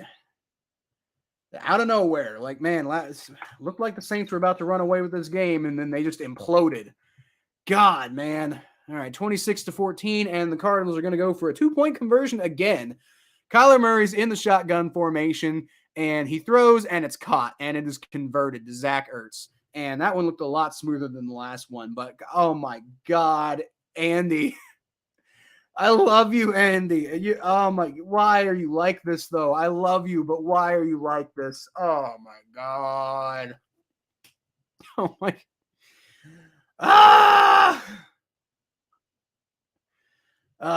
Dude, that was gonna be a clip.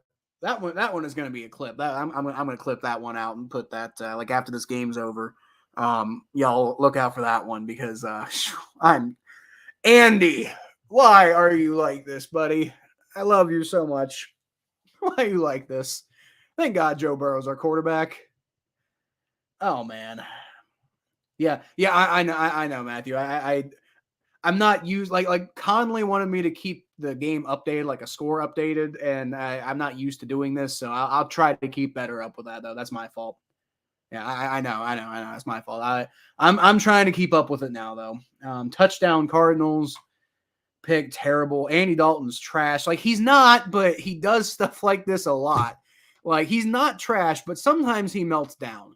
As really on prime time is where he really, really, really melts down a lot. So I mean that might just be prime time, man. I don't know why Andy Dalton's so bad on prime time. As the Saints returner trips and falls at the 17-yard line. God, the Saints are not a snake-bitten organization, but they're looking pretty snake-bitten right now. And there's a flag on the return too. Let's see what that is. Yeah, I know. I'll try to be better about keeping up with that score. But it is 28-14 now, and there's a flag on the return. God. Oh man, Andy. I still cannot believe it. I mean, I can believe because I've seen it way too many times as a Bengals fan, but golly, dude. Personal foul on the Saints. It's going to back them up even further.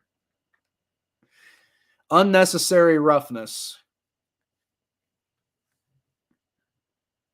What did he even do? Wait,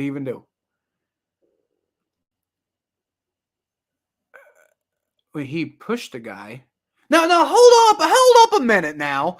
Now this Washington guy, what's his name? Like, I mean, I get it, probably a personal foul. Dwayne Washington over here is like, like pushing the guy after the play's over. I get it's a personal foul, but did y'all just see that dude just dive on the guy who tripped on the return well after he was touched? Like, is that not a personal foul? Like, are we serious right now? Like what the hell is that? Anyway, the Saints are just gonna kneel on the ball because damage control, I think, at this point. Let's stop. Let's go into the locker room and reset for a second, y'all.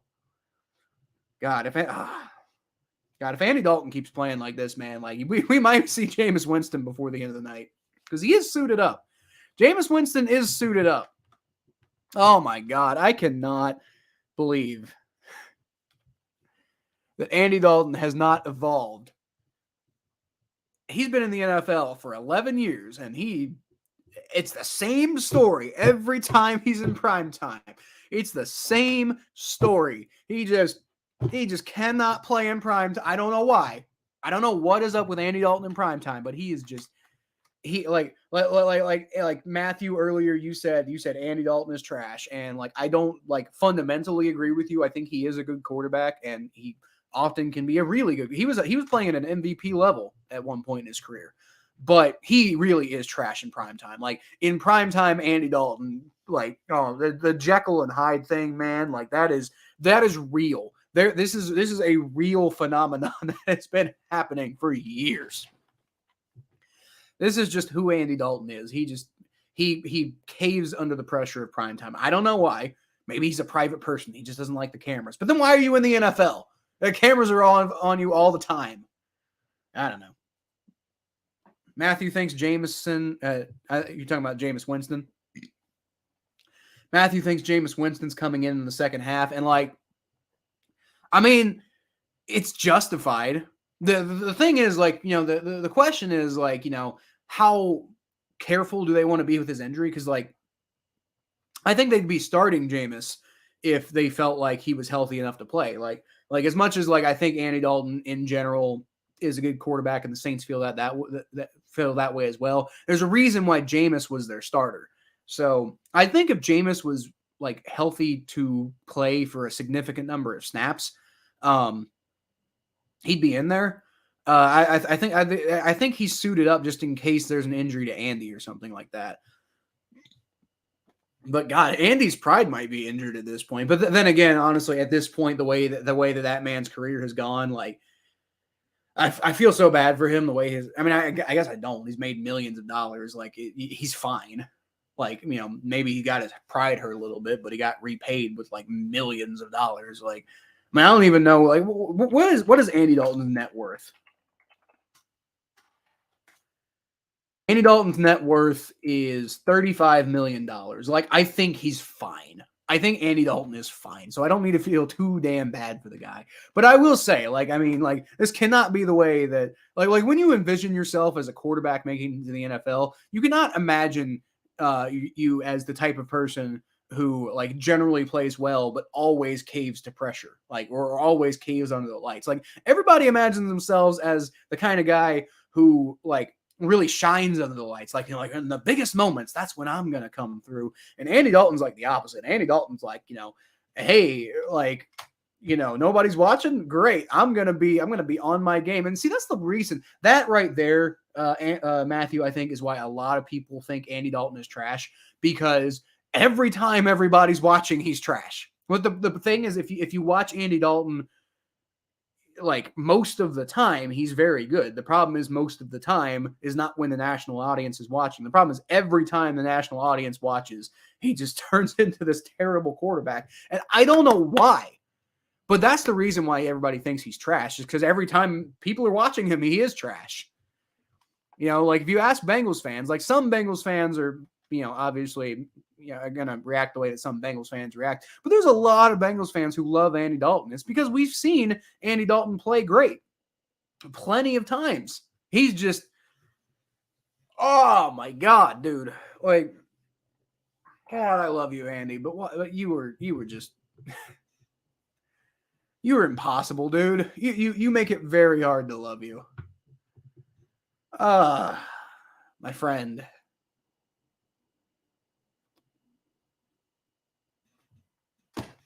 I don't even know how to react at this point. God, the Saints are really now we're having the opposite problem. Earlier I was saying, the way things are going, you could really see the Saints start to run away with this game. And now it's see, here's the thing. The Cardinals haven't really earned this lead. The Saints have just kind of shot themselves in the foot. So I kind of I think this could kind of be y'all remember when the Texans played the Chiefs in the playoffs a few years back, back when Deshaun Watson was still their quarterback. And they went up really big on the Chiefs, and the Chiefs ended up making this huge, incredible comeback. And the reason that happened was because the Texans really honestly, they got really big up on the Chiefs because of some isolated incidents and crazy lucky plays and stuff like that. But when you really analyze the game, you realize it was just the Chiefs kind of shooting themselves in the foot. The Chiefs just keep, coming up with these major problems. Then they're kind of doing it to themselves. You kind of get the feeling if the Chiefs can kind of get their heads on straight, then they might have a chance to come back in this game. And lo and behold, they did that. That's kind of how I'm feeling about this game, because when things are even, the Saints really are playing a lot better than the Cardinals. And earlier in the game, we saw the score kind of reflect that. But now the Saints are just shooting themselves in the foot repeatedly. If they can stop doing that sometime soon, like, like preferably like before the fourth quarter, if they can stop shooting themselves in the foot, then I don't think this game is even anywhere close to over. I mean, I could totally see the Saints come back and win this, but oh my God, I'll tell you one thing, like like Kyler Murray is like the opposite of the kind of person that you want to root for. Like they're replaying him like shouting at Cliff Kingsbury and DeAndre Hopkins right now, and that's just not. Oh boy, I in no way, shape, or form. Like the Cardinals are so unlikable. Like that's the part of the problem. Like they are just so unlikable, and they're not very good. Like they got 28 points right now. That's on 2 pick sixes. Don't forget. Like the only reason the Cardinals are winning this game right now is because of 2 pick sixes. Like Kyler Murray, I mean, has done okay at times, but like I mean, Kyler Murray's not dominating this game. Like it's 2 pick sixes. That's why the score is what it is.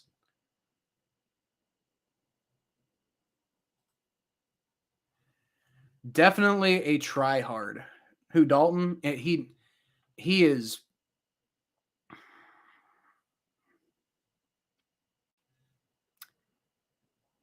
He tries hard, man.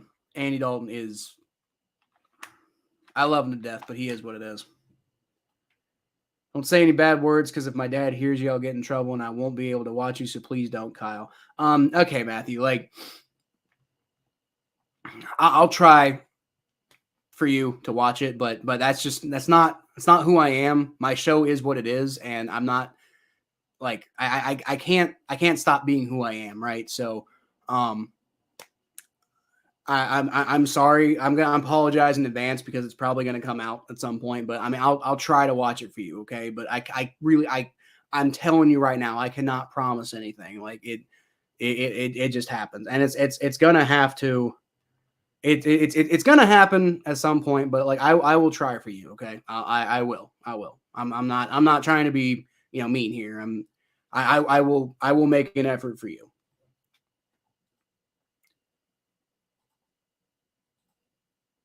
Okay. Well, look, Matthew. Like, I mean, if you like, I don't want your dad saying that you can't watch my show. So, I mean, up before you told me how old you were, I didn't even realize 10-year-olds watched my show. So, I mean, my philosophy is I don't worry so much about that myself. But I know other people do, and I'm not trying to be seen as a bad influence necessarily. So I will try to watch it, but I cannot promise anything. Like I can't. Like I'll try, but I can't promise anything. Yeah, well, that's 2 years, but it's like I said, buddy. I'll try, but just bear with me. That's not my nature. I've been like this since I was in high school. So, all right, man. He's this has been this has really been like everybody's been complaining about how bad the Sunday or the Thursday night games have been. And this one is fascinating. Like I mean, I would really like the Saints to win this game because I really am not like. I don't like the Cardinals, like the Cardinals are just annoying. Like just the players and the like. I mean, I like AJ Green, I like JJ. Well, I like DeAndre Hopkins. Like some of the like. I mean, I don't dislike everybody on the Cardinals. It's just like I don't like Cliff Kingsbury as a coach. I think he's kind of in over his head. I don't really like Kyler Murray as a human being. I thought he kind of threw a tantrum this offseason, and I thought that was ridiculous. Not the type of people you want to root for. And yeah. And then obviously Andy Dalton on the other side. I'm just like, I want to see Andy Dalton succeed. Like I wanted it to be on the Bengals. But I mean, I'm going to take Joe Burrow. Like I'm not gonna I'm not gonna like be like, oh no, I want Andy Dalton back. No, like I want Joe Burrow. We can keep Joe Burrow. It's fine. I will. Like, nobody misinterpret that. Joe Burrow is the better quarterback, and I want him to remain the Bengals quarterback. But I will remain a fan of Andy Dalton for the rest of my life. He's just the epitome of class. There have been a couple of times where I felt like he sounded kind of salty when talking about the Bengals after his release. But to be fair, we did kind of like screw him over. So I mean, like he never talked. He never really said anything bad about the fans, right? Like not like Carson Palmer. Like Carson Palmer was.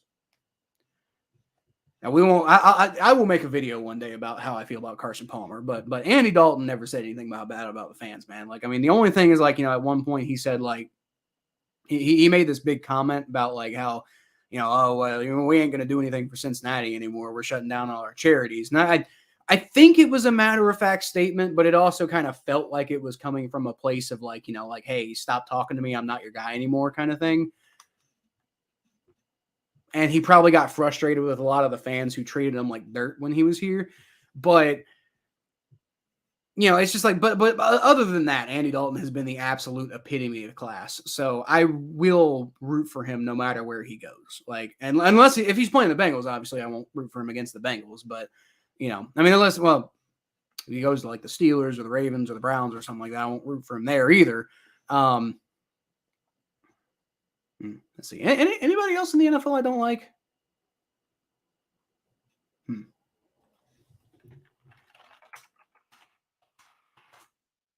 I think those are the only three teams that because like I used to really not like the 49ers because obviously they beat us in the Super Bowl twice, but that wasn't even in my lifetime, and they haven't really been a huge threat since then. So I'm kind of like I'm less anti 49ers than I used to be. Same with the Cowboys. I used to hate the Cowboys when I was a kid just because it's like America's team and it was annoying. But it's like I don't know, ever since Tony Romo, I've kind of softened up on him. So let's see. Chiefs, Giants. I used to dislike the Giants because of Eli Manning. I thought he was an idiot. But he's gone now. I still don't like Daniel Jones, but that's literally I don't have any problem with Daniel Jones as a person. He just played for Duke, and I don't like Duke. That's really all that is. Broncos used to be my second favorite team. I find the Dolphins slightly obnoxious just because everybody like hyped them up to the ends of the earth at one point, and I never really felt like they deserved it, and they obviously often played like they didn't deserve it.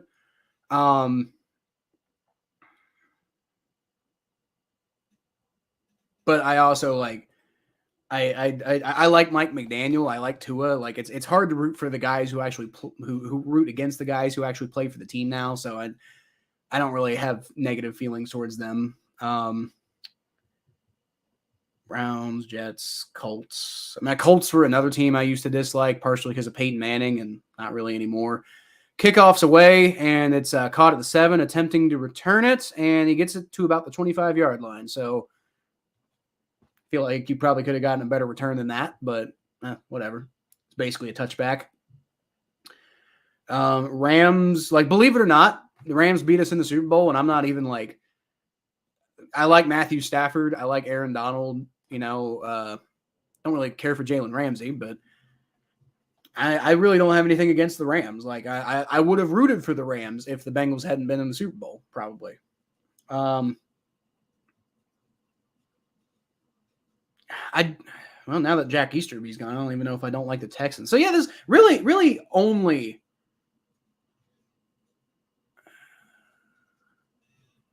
all right. That's caught for about a 5-yard catch there by DeAndre Hopkins. But yeah, that's really about those are the only teams that I really actively don't like is the other AFC North teams. And even then, the Steelers are the only one that I really desperately hate. Right, like the Ravens have been getting more on my nerves lately because like their fans have been getting really kind of crappy, but not much. Yeah, I see your comments, Matthew. I didn't see them earlier, but I'll get to them in a second. All right. Kyler Murray throws to DeAndre Hopkins. It's way too high and behind him, and there was nothing there. All right. Do you know Eli Mack or your boy Pizza? I do know your boy Pizza. I don't I don't watch him a lot, but I've seen a couple of his videos. He's got an interesting concept. I don't love the whole like really high energy type of thing, but you know I am familiar with him and I like his concept. You know, like the Madden experiment videos and stuff like that. I don't know Eli Mack though. Might I'll look him up. Kyler Murray shotgun snap. He throws, and once again meant for DeAndre Hopkins. And I don't know if it got batted away, but it's just there was nothing there. It's gonna be 4th down. Once again, the only reason the Saints are losing so badly right now is because they've shot themselves in the foot. But like the Cardinals have not earned this lead. I mean maybe the defense has. You could argue that the guys who intercepted those balls. At least the one who had the heads up play, that one was definitely earned.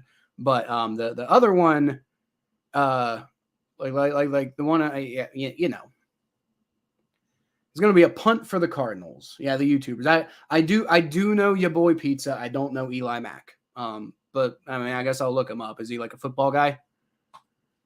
My prediction is 35-31 Saints. What's yours? Well, Matthew, my prediction, as you can see, is also 35-31 Saints. So. Yeah. Sorry, I didn't see your comments earlier. I was looking through the NFL. I was just looking through the other NFL teams because I was I was on a thought and I was just trying to see what was going on with that. I ain't gonna lie, I forgot there was a game on today. Well, the way Thursday night has been going lately, you know, the way Thursday night's been going lately, I'm not terribly surprised that you forgot. But this game has been good. You're missing a good one today. All right, Andy Dalton shotgun or under center, sorry. Throws the ball out to number 10, and that is Traquan Smith with about a 7-yard pickup. Let's see, he's still going to have the Cardinals down there with tank time after this game. If they keep the lead and win, no, I'm going to move them up. Because like I mean, if they hold the lead, I'm skeptical right now because they haven't really earned this lead. The Cardinals have not earned this lead, so I'm skeptical that they will hold on to it. But yes, Majestic, I will give them credit if they hold on and win the game.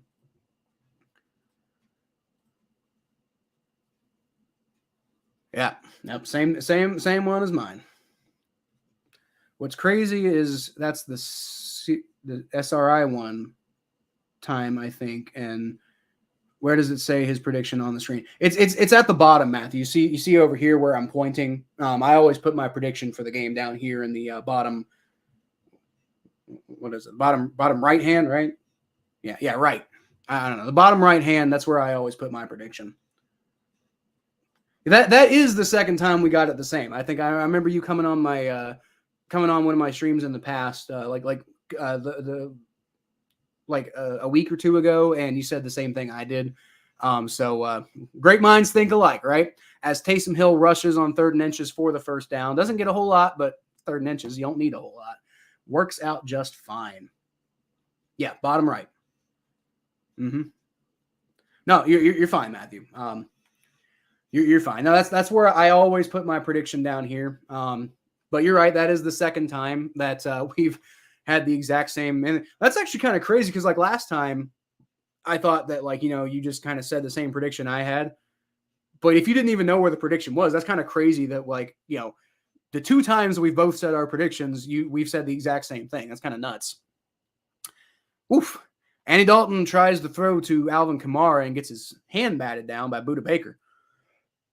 So that's not going to get a whole lot done doing that. Gotcha, buddy. Gotcha. All right, so what happened here? Looks like the tight end tried to block Budda Baker and had absolutely no luck. The only way he was going to prevent that hit on Andy Dalton's arm was basically to hold the guy, and then you're just going to give up a 1st down. Or not a 1st down. You're going to get pushed back 10 yards. So at that point, might as well just, you know, like try to save face, I guess. Is D-Hop back? D-Hop is back, and D-Hop's been having a good game. So One sec. Taysom Hill is in this time, and he throws the ball. It's caught by Chris Olave, who breaks the tackle, gets it down to the 10, down to about the 6-yard line before he's brought down. So, man, that's been the Saints have been explosive today. That's why that's why like their offense has been so damn explosive. And there's Andy Dalton once again playing wide receiver all the way out on the left. Taysom Hill. These are some weird formations, you know. And Andy Dalton doesn't even try to run a route. I don't even know why he goes out wide at this point, because like every time he's on the field, he doesn't even bother to run a route. So it's like the Saints are like, or the Cardinals have got to be like, there's no way that Andy Dalton's going to do anything. So why even put the guy out there? All right, so handoff to Alvin Kamara. He gets taken down about a yard in the backfield. Chris Olave can be quite unstoppable. Yeah. That's the wide receiver, former Ohio State wide receiver there for the New Orleans Saints, number 13.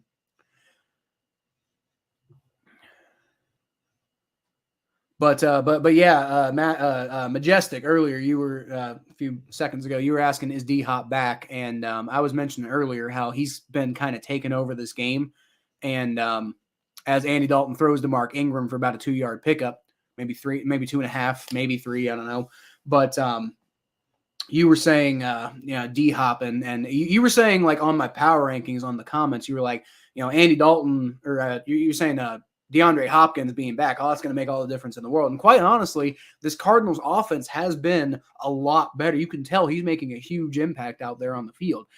My whole point was, like, the Cardinals are so bad that it doesn't really matter, like DeAndre Hopkins coming back, and that's kind of what we're seeing, right? Like I said, they've kind of lucked their way into a lead right now. Like, I mean, it's really just all the Saints shooting themselves in the foot. It's really not the Cardinals earning this lead.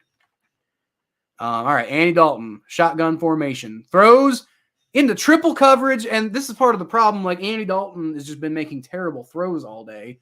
Really risky, unnecessary. He throws into triple coverage. It's bobbled, doesn't go anywhere, and luckily not intercepted, because, it's going to be 4th down, and I, at this point, just take the points, because, like, I don't know what you're doing at this point, Andy. Like, tries to throw the ball to Traquan Smith, and just, dude, why? Why are you like this, Andy? Like, why can't you just do well in prime time for once in your goddamn life? Sorry, Matthew. For once in your life. Kyler Murray needed D-Hop back to start doing good. Well, but Kyler Murray isn't doing all that good. D-Hop, like, when he gets the ball to D-Hop, he's doing good. But for the most part, Kyler Murray has still been, like, definitely not worthy of that extension, Yeah, I saw a bunch of I saw some Fortnite videos and stuff on your channel, Majestic. I thought I saw, like, there was like a NFL thing or two going on there, but a lot of stuff like that. Yeah, I know, Matthew. I'm gonna try to watch it because you mentioned it. But like I said, I can't promise that it's not going to happen, but I can tell you that I'll try.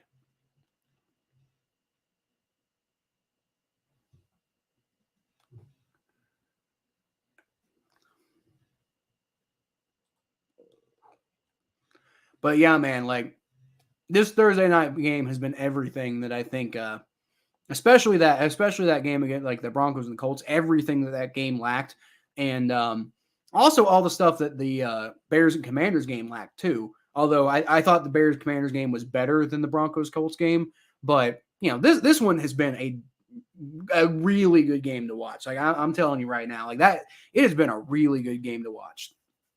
The score line kind of reflects, like, the Cardinals have been dominating, but they really haven't. The Saints have been shooting themselves in the foot, but, like, outside of a couple bad plays here and there, this game is dead even. Got to think about Murray doesn't have a good O-line like last year. Does he not? I wasn't aware that he had a particularly good O-line last year. Like, I remember when I was doing my research for the draft, I remember thinking, like, oh, the Cardinals need to invest in offensive line. So did he have all that great of an offensive line last year? I don't recall. Yeah. Anybody Honestly, like Matthew, like as far as like subbing to people, like I personally recommend anybody who follows me, anybody who subscribes to my channel, I'll tell you everybody else should go subscribe to them, right? Like I mean that's I will push my subscribers all day, and you help me out, I scratch your back, you scratch my back, I scratch your back type of thing. But I mean here's the thing, Matthew, if you don't like his channel, you can always sub now, give him a shot, and if you don't like it, you can you can unsub, like not the worst thing in the world if you sub and then you discover it's not really the thing for you, right? Yeah. So just go ahead and do it anyway. His offensive line was decent enough to get them a winning record by far midway through the season. Well, that doesn't necessarily mean that the offensive line was all that great. Like I mean, I think they were probably playing better at the beginning of the year, but the Cardinals also had a massive collapse at last season. Like I mean, don't forget this, in the second half of the year, that Cardinals team was utter garbage.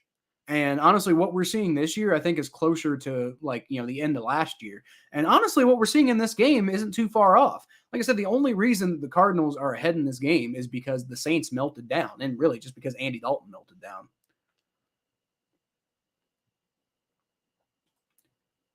Yeah, no, Matthew, I'm not suggesting that you did unsub to him. What I'm saying is, if you don't like his content, if you want to sub to him, you can always sub to him, and like whether you need to or like if whether it would be a great sub for you or not, you just sub to him anyway. And worst case scenario, you don't like the content, you don't have to keep up with it. I mean, that's just that's pretty much anybody. I think it was because of the defense. Yeah, the defense was better.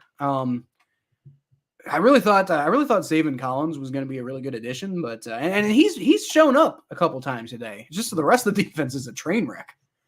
All right, Kyler Murray gets his pass batted up, and Saints are not able to come down with that one. That really would have been because that would have been probably a pick six if they had been able to come down with that, and that would be a great way to counteract what's been going on. Because honestly, right now it's just like I really think the Saints could come back and win this game, but they're really gonna have to like a turnover or something.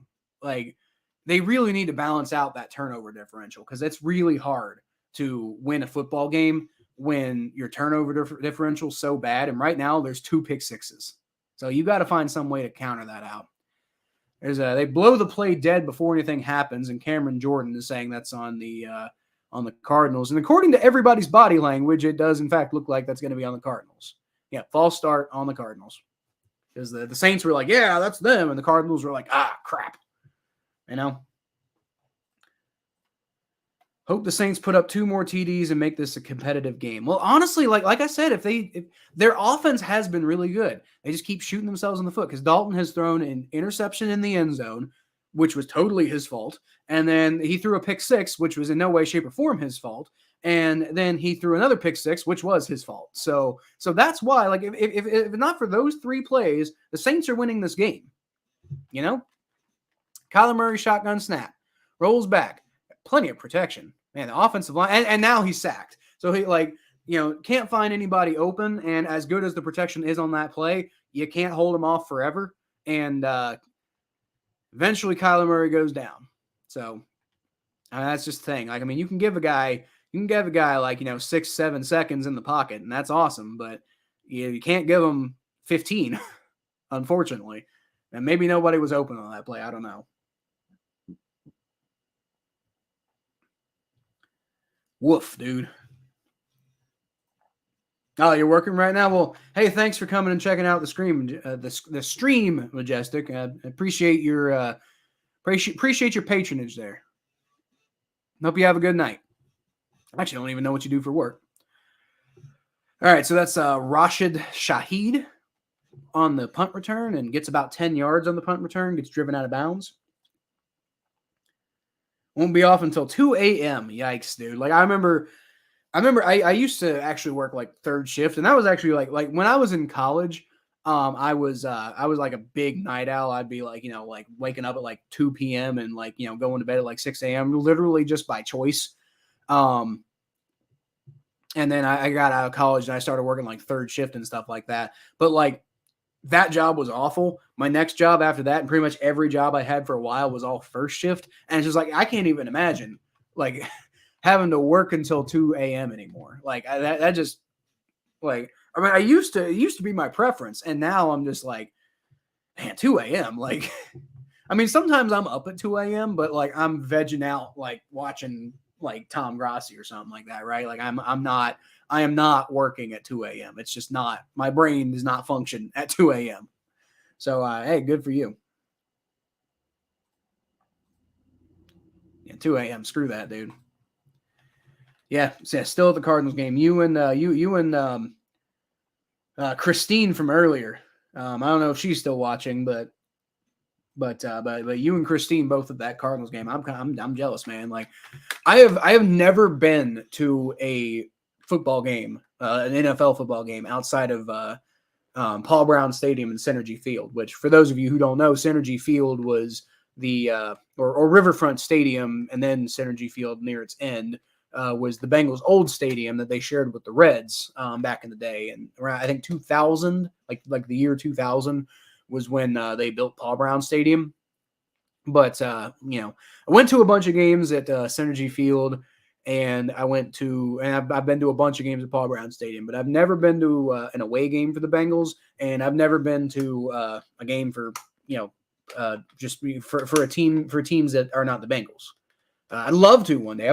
I've got this idea that one day I would love to do a tour of all 32 NFL stadiums in 1 year. Like go to all 32 stadiums in 1 year. Actually, well, it'd be 31 stadiums, right? Because like the Jets and the Giants share a stadium. I think they're the only ones, right? Because like the Chargers and the Rams briefly shared a stadium, but they don't anymore, I think. Or am I wrong about that?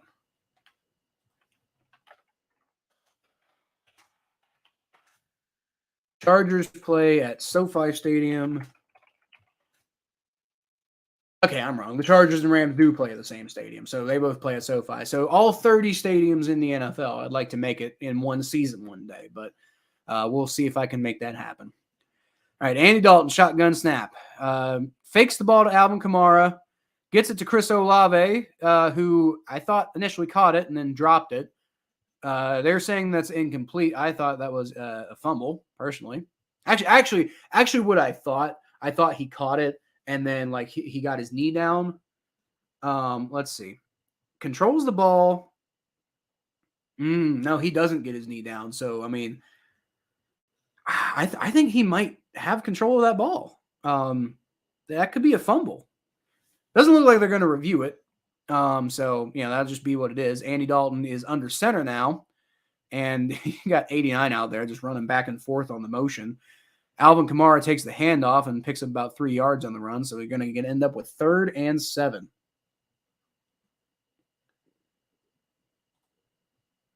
This game ain't ending until like 10:30. I'm going to pass out, going to take a little nap when it's the fourth quarter.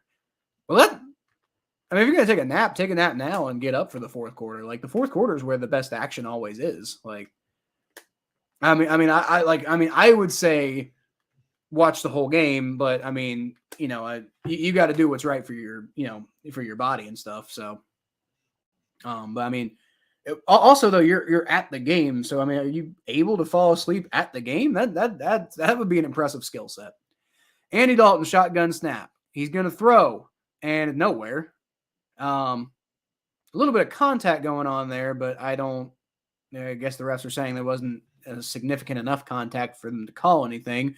So looks like the Saints are going to have to punt because they're only at about the 50-yard line here. Interesting fact. I made a 68-yard field goal from the 50-yard line in Madden earlier today.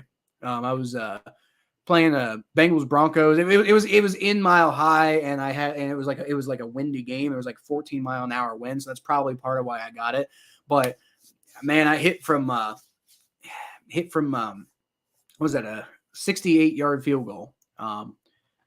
So it's just as I'm watching here, I'm like, like the Saints, they have it at about the 50-yard line, and in my brain starts thinking like, oh, you could just kick a field goal, and I'm like, wait a minute, no, because that would break the NFL record that Justin Tucker set last year, and that, like, literally like hit the bottom crossbar only to jump in. So it's just like that was all the leg he had, and it still barely bounced in. And that's the greatest kicker of all time.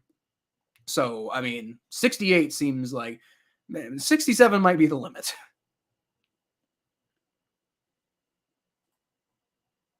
Yeah, we could do that, Matthew. Yeah, maybe. I wouldn't mind doing that. I've been thinking about maybe trying to do some sort of Madden thing online. Like first of all, to be clear, I hate EA and I hate Madden. The only reason I play it is because I have a subscription to Origin's service, and it's not for Madden.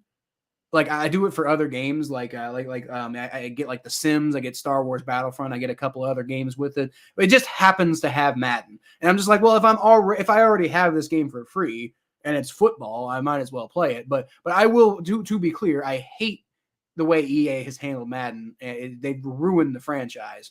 But I mean, I do have access to it, so I'm not just going to ignore it.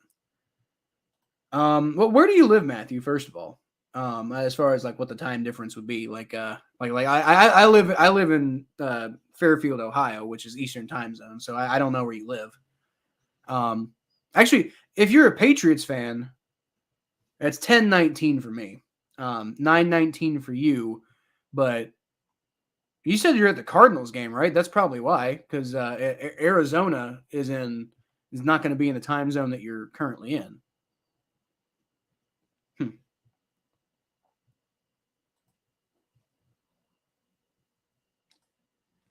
I don't think it's going to be a blowout. I think the Saints are going to make this a game. I mean, it's already 17, so it's 28-17. It's already not a blowout, and I really think the Cardinals are about to like the Cardinals aren't going to get a whole lot more offense going. I don't think. I think the Saints could honestly make a comeback. I don't see this being a blowout. I really don't. I still think 35-31, even 35-31 Saints, I still think that is fully achievable. Although I will say with the Saints having 17 points, getting to 35 would be pretty difficult. That maybe that exact scoreline might not happen. But Kyler Murray is going to hand the ball off, and like I said, nowhere. Eno Benjamin. Absolutely nowhere on that one. Don't know what time it is. Just seen my watch. So, but where like what part of what like do you live? Because you said you're a Patriots fan. Do you live in the Northeast? Because if you live in the Northeast, you're the same time zone as me.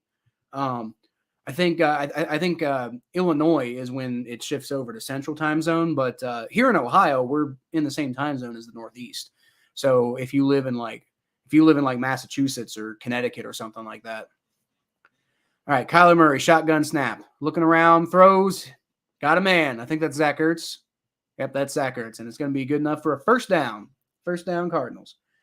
Don't live in Arizona. Cool as hell that you're going to that game, though, right? Like, that's awesome that you're at that game. You live in Illinois? Yeah, so you might actually be because Illinois is where the cutoff is. So where exactly – I don't know. My buddy, another guy who follows this channel, currently lives in Chicago, but I forget exactly where that cutoff is. All right, Kyler Murray throws it to Zach Ertz again, and it's broken up. There's nothing there for him.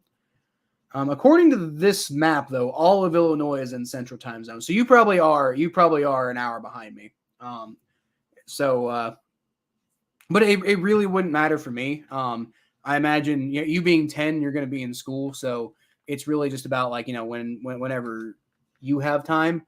But I generally keep myself pretty open for this channel these days. I've got my whole work situation is kind of crafted around being able to give time to this channel. So I mean, really, what would be the best opportunity for you? I think Kyler Murray shotgun snap, plays blown dead, flag. We're gonna get a false start. I think we're gonna get a false start. Kyler Murray's false start. Kyler Murray's backing up a little bit. Play at 4 or 5, which would be I think 5 or 6 for me. So I mean that'd be totally fine. It would have to be on I think have to be on like a Friday. So like not tomorrow. I can't really do tomorrow because I got something I'm doing with my son. But do I have a mic? Yeah. How do you think you can hear me? I have a mic. Or are you talking about like you talking about like a headset? Like I don't have a headset, but the headset doesn't matter. Yeah, and probably next Friday. So do you have a Twitter? If you have a Twitter, hit me up on Twitter, and we can discuss it a little bit more there. But I mean, yeah, we could totally do a 1v1. And the way we would do that, just like send me your, I guess it'd be your Origin username or whatever. So actually, do you play on PS4 or Xbox? Or do you play on PC? Because I play on PC. I don't know if the two are compatible. I don't know if we actually if you play on a console, we actually might not be able to play. Too young to have Twitter. That's fair. Okay. Okay. Well, probably that's gonna be kind of hard then. See, I don't know how we could 1v1 and I could stream the 1v1, but I just wouldn't be able to have you on the stream because I wouldn't be able to get you on StreamYard. So like your voice wouldn't be there and stuff. I wouldn't be able to like it would just basically be me playing against you, but there wouldn't really be any input from you. Yeah, play on PS4. I'll look into it. I'll get back to you on that one. I don't think you can play cross-platform like that, but I'll look into it because the nice thing about playing on PC with a lot of stuff is PC is very like open. You can do a lot of things with PC that you typically can't do on consoles. So I might be able to play you. I'll have to look into it though. Actually, I can. There's an injury on the field right now, by the way, so it gives me a chance to look this up. So.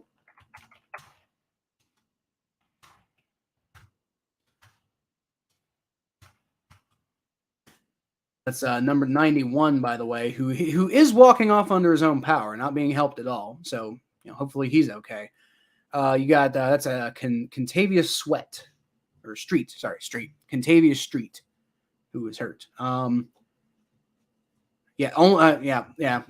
Sorry, Matthew. We only can play people who are on the same platform. Apparently, no way to play cross-platform there. But yeah, I mean You gave me a bit of an idea though, because I have been thinking about using Madden to create some extra content because I've been wanting to come up with one more video for my channel. Like I like putting out content 6 days a week is kind of what I'm aiming for, and I want to do something kind of creative with my 6th video, but I also don't want to like just copy what other creative people are doing, right? So maybe something with Madden. I don't know. As Kyler Murray dumps it off there to Eno Benjamin, who spins and twirls around, all to pick up about 5 yards. So it's going to be 3rd down and 5 on the play. But yeah, so I'm not currently announcing any Madden content that's coming. But this is me brainstorming right now, right? So like I'm thinking like, hey, maybe I might end up doing something with Madden. I don't know, just because I want some extra content. If y'all have any like ideas about like content I could create.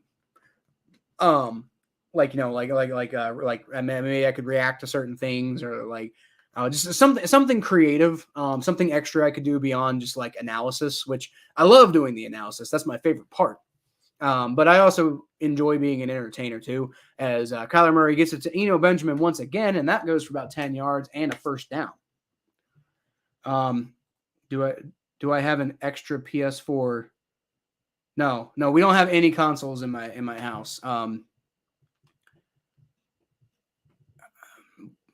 My son, my other son, my stepson, the 17-year-old might have an Xbox. Maybe I actually don't know what he has, but he might have an Xbox. I'll have to ask him. But I wouldn't be able to use his setup anyway. It's all set up downstairs, and like I can't really use it.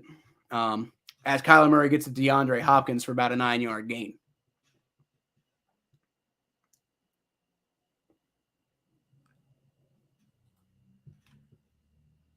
Well, I think if you're gonna play Majestic, then you know what? Actually, that gives me an idea. And actually, it doesn't work, Matthew. You can't play cross-platform according to this.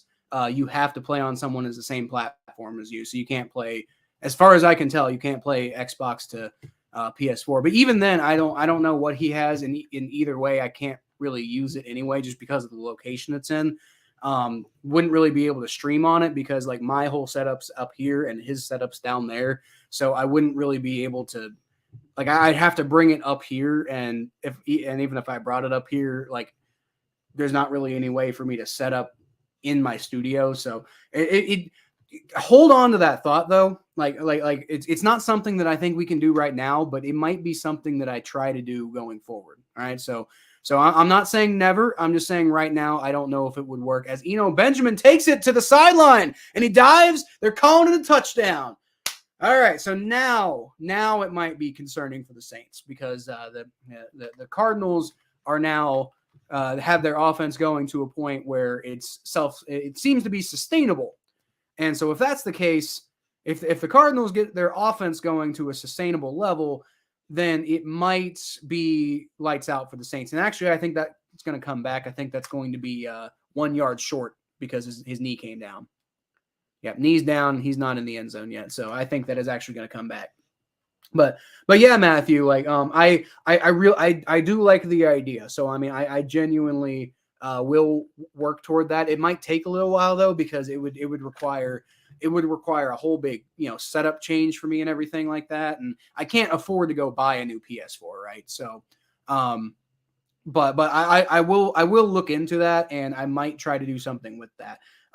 Worst case scenario though, I'll try to do some sort of worst case scenario though, I'll try to do some sort of what do you call it, like content where I involve Madden. And hey, maybe you'd have to ask Majestic. I don't know if he'd be up for it or not. Like, I don't want to volunteer him for anything that he isn't going to approve. So you'd have to talk to Majestic to set something like that up. But if you guys set up a match, maybe I could stream the match and commentate over the match, right? That way you don't have like the awful Madden announcers like commentating.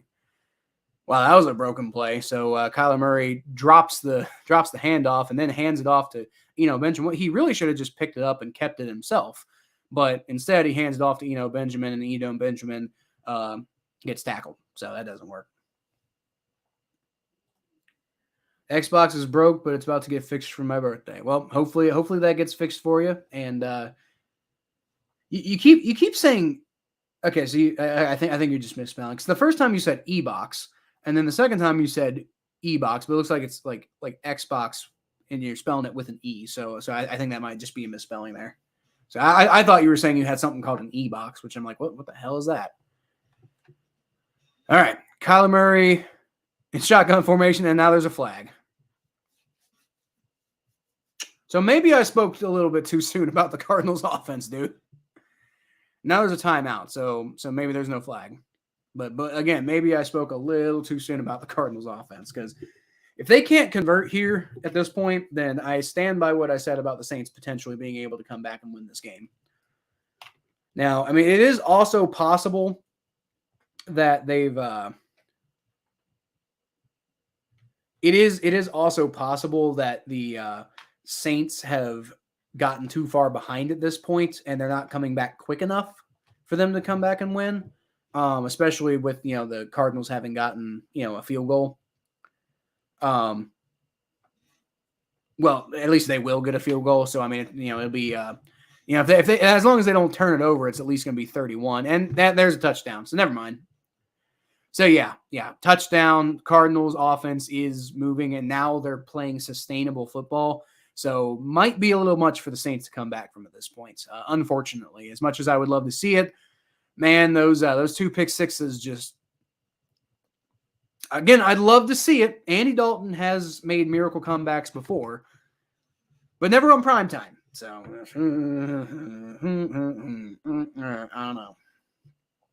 don't know. Probably not. I'd love to see it, but probably not. Xbox been broken for a year. Yikes. That sucks, dude. Broke on December 31st. Sorry to hear that. That's awful.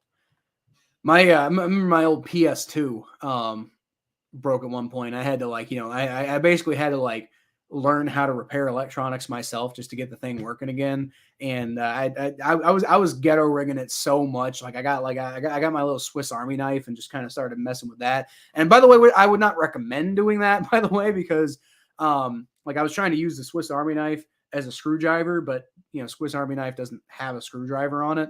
It has everything on the planet, just doesn't have a screwdriver.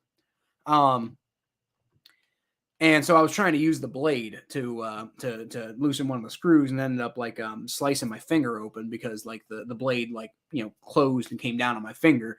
So I wouldn't recommend doing that. An important disclaimer there. Disclaimer: do not take anything that I say as an influence on what you should do, because it was a very bad idea for me and turned out very badly for me. But eventually I fixed my PS2. Eventually I got it. I got it done myself. All right. Getting near the fourth quarter at this point, it's going to be crunch time. If the Saints are going to come back in this game, which is still possible, still quite possible. It's 35-17, so I mean they're really my prediction of 35-31 Saints is now broken. I'm going to be salty. I'm going to be really salty if it ends up being 35-31 Cardinals. Really salty. But if the Saints are going to come back in this game, they pretty much, I think they're going to need to get a touchdown on this next drive. If they don't, I mean, it's not over, but it's going to be really, really, really hard to come back from a 17-point deficit in the fourth quarter. Like, I mean, it's not like it's never been done before, but I mean, that's going to be interesting. Why is it only me always in here? It's not always only you in here. Right now, you're the only one talking, and you talk a lot, Matthew. Like that's part of why. And that's not true. No one ever watches. That's not true either. Like people kind of come in and out, and that's kind of how these streams tend to be. You're the only one who tends to stick with me through a whole stream. Sometimes Majestic will, but I mean, people pop in and out, and that's just what it is. And honestly, you also don't forget a lot of those 189 subscribers came from Tom Grossi. So they're all probably off watching his streams. But if you've noticed, my the view numbers on my videos have gone up. So the thing is, I really appreciate Tom Grossi for the raid. And that's awesome of him that he did that and everything like that, and gave me a boost in subscribers. The only thing that really fundamentally did for me, though, is it gave me a new audience to try to corral. So, if I go out and make some really good videos and they're going to see them in their feed because they're subscribed to me, and eventually maybe they'll get, interested, and they'll come and they'll like the content, and they'll keep watching more and more and more. But just because Tom Grossi sent a bunch of subscribers to my channel doesn't mean that they're automatically just going to be watching my stuff all the time. I have to, I didn't earn those subscribers, so I have to earn their loyalty is the wrong word, but that's basically how it works, right? I can't just immediately expect them to be all over my channel. I still got to put in the work to actually deserve the subscribers that I got. But the fact that I have an audience now is ahead of where I was before, so it's still a really good thing that it happened. Yeah, I like the content that I put out. I had this preview series that I put out last year that I can't do anymore because the buddy who I was making those with ended up getting really busy. He can't do them this year. But I believe in my content. I feel like the consistency of the viewers will eventually come. It's gonna get there. But I always I had this idea that I'd love to do this as make my career, make a living doing this and stuff like that. I've always figured, I started last year. I always figured it's from start to from beginning to the point where I can call this my legitimate income. I figured it usually takes people about 5 years. I'm in year 2. So, the fact that I got a boost is nice, but I still got to go earn my, I still got to go earn my place on YouTube. So that's pretty much where I'm kind of at with that. And, people are where they're at. That's totally fine. They don't have to come on. I hope to convince them to watch more often, but it's totally fine with me. I have an audience now, and that's more than I could really hope for as Andy Dalton gets his pass batted down. And really, what I was kind of hoping for is that Andy Dalton would lead the Saints to victory, but right now it's not looking like that's much of a likelihood. Dude, last year was amazing. Like, I mean, I I almost never had people come in on my streams, so I basically like honestly the fact that like you're talking a lot, and then like every once in a while like Majestic pops in. I got a few personal friends of mine like Jacob Conley, my buddy Aaron will pop in every once in a while. My buddy Jordan has popped in from time to time, and then like this Christine person. I don't know who she is, but I assume she's probably from the raid. Most people who I don't recognize, I assume, are probably from the raid. And so just like like last year, nobody was ever on my streams, and it literally just kind of felt like talking into a void constantly. Like I was just talking and nobody was there, and it felt kind of silly. But I'm like, if I'm going to do this, I need to commit and constantly do it. Eventually, the views will come. But it's just like now the fact that I have people interacting at all is really fun, and it makes me feel like, oh, there's a future to this. Like if I really hone in and be consistent and do this, then it'll come. Like a lot of these ideas I have about being like people watching my stuff all the time, and and doing these streams where people are interacting and stuff all the time, and getting to the point where I can make my income on super chats alone. That'll all come one day.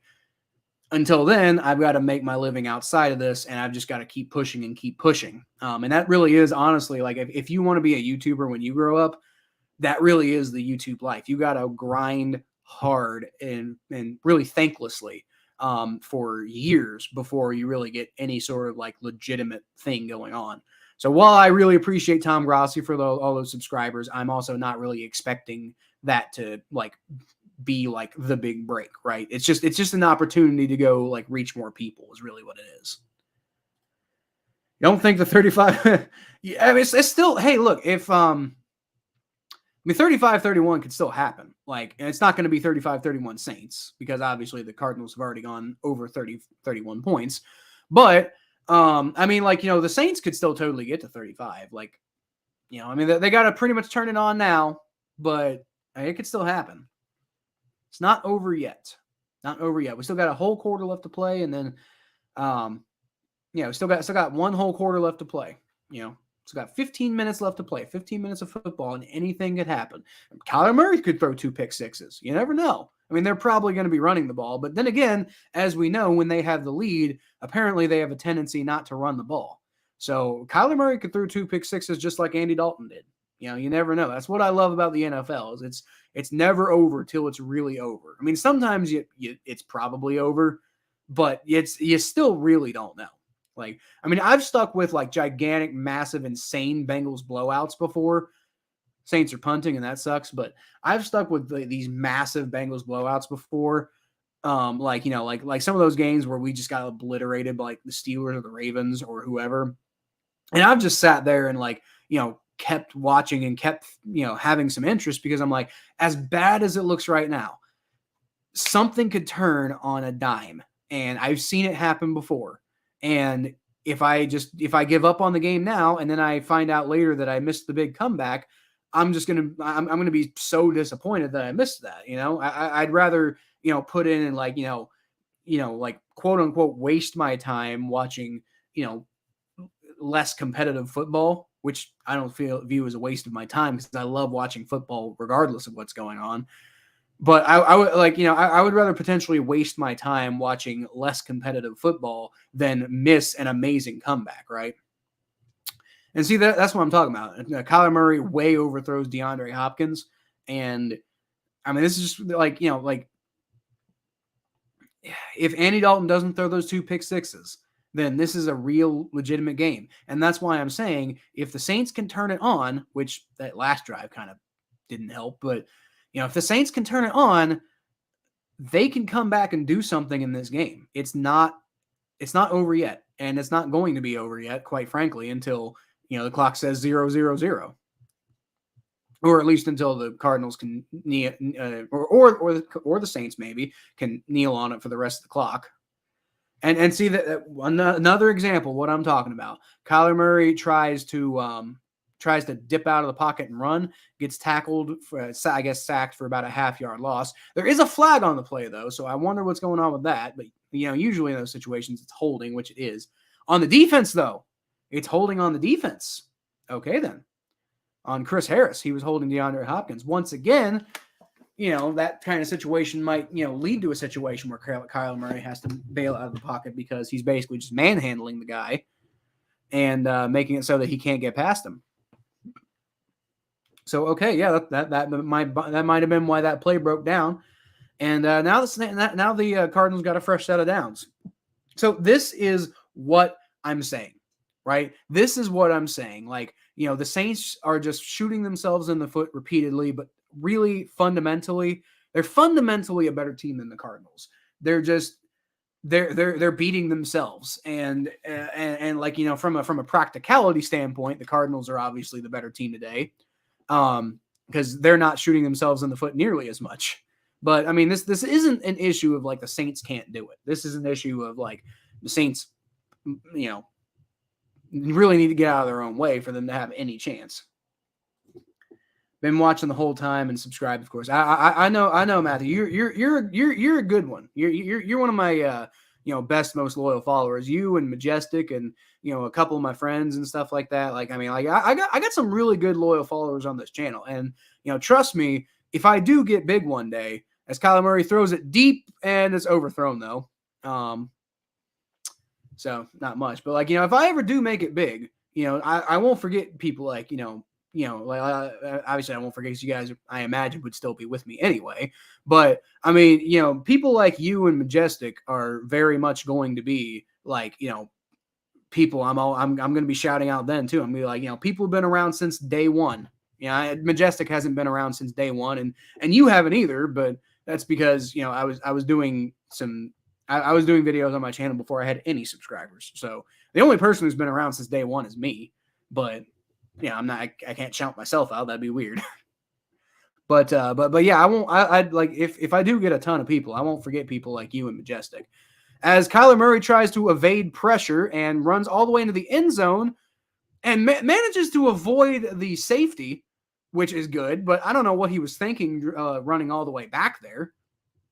So now it's going to be fourth down. The Saints defense holds, and the offense is going to get a chance to go back down the field and try something again. So, if they're able to get a touchdown, and then suddenly it's going to be 35-24 with plenty of time left in the fourth quarter. So that's something.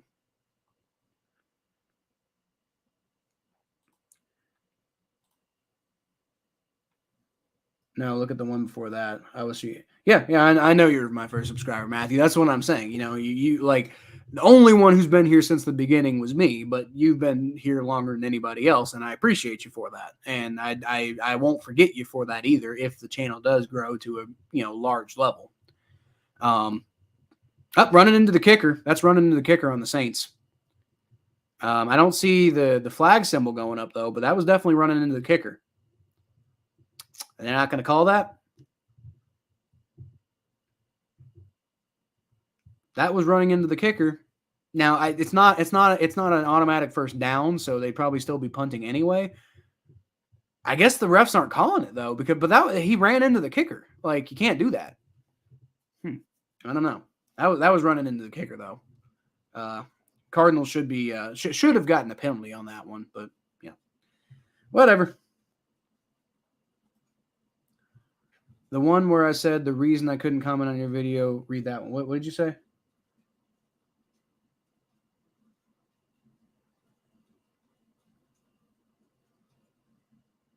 I don't think 35-31 is going to happen, and then I got that one. Is there another one that StreamYard isn't showing me?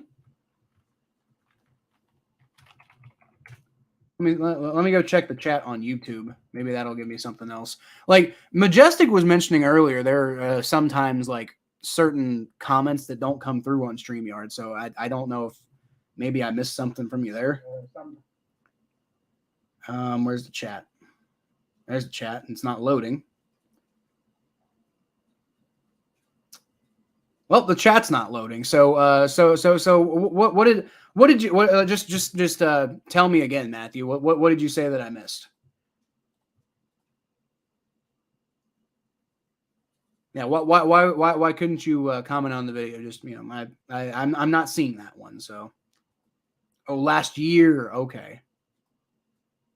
Don't know why, but why weren't you able to comment on the video last year? I thought I remembered you commenting at one point last year because I remembered your name. I didn't remember that you were my first subscriber, but I remembered your name. So I feel like at one point, because I always go through all my comments because as you know on all my videos, I try to make the best comment or sometimes maybe two of the best comments.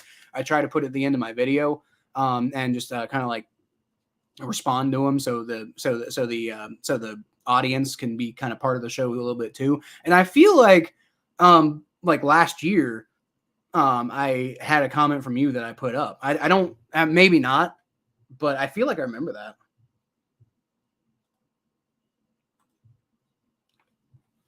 I'd have to go back and watch all those videos, and I'm not doing that. But I feel like I remember that happening. So I feel like you did comment on my video, at least one video last year, maybe multiple. I could be wrong though. Could totally be wrong. Andy Dalton's going to drop back to pass. He's got Alvin Kamara. He's going to get out of bounds, but not before picking up a first down. That's going to be, I think, about 12-yard pickup. So there you go. There you go.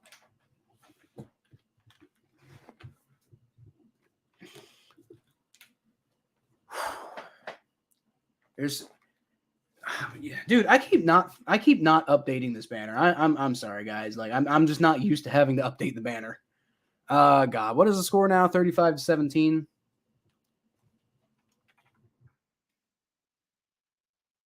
I will get that though. That's just something I'm gonna have to get used to. That is just something I'm gonna have to get used to that I am not currently used to. But yeah, it is 35-17 Cardinals right now. But there's still a chance for the Saints to come back in this game, and I think they could do it. As Andy Dalton throws, and he's got a man. Boy, has he got a man, like wide open on the sideline. And that is Traquan Smith.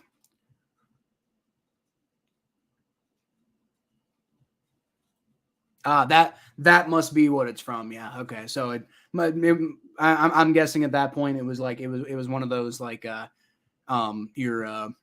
your parents in general don't want you commenting on stuff, but for that one video, they're like, okay, this one time it's okay.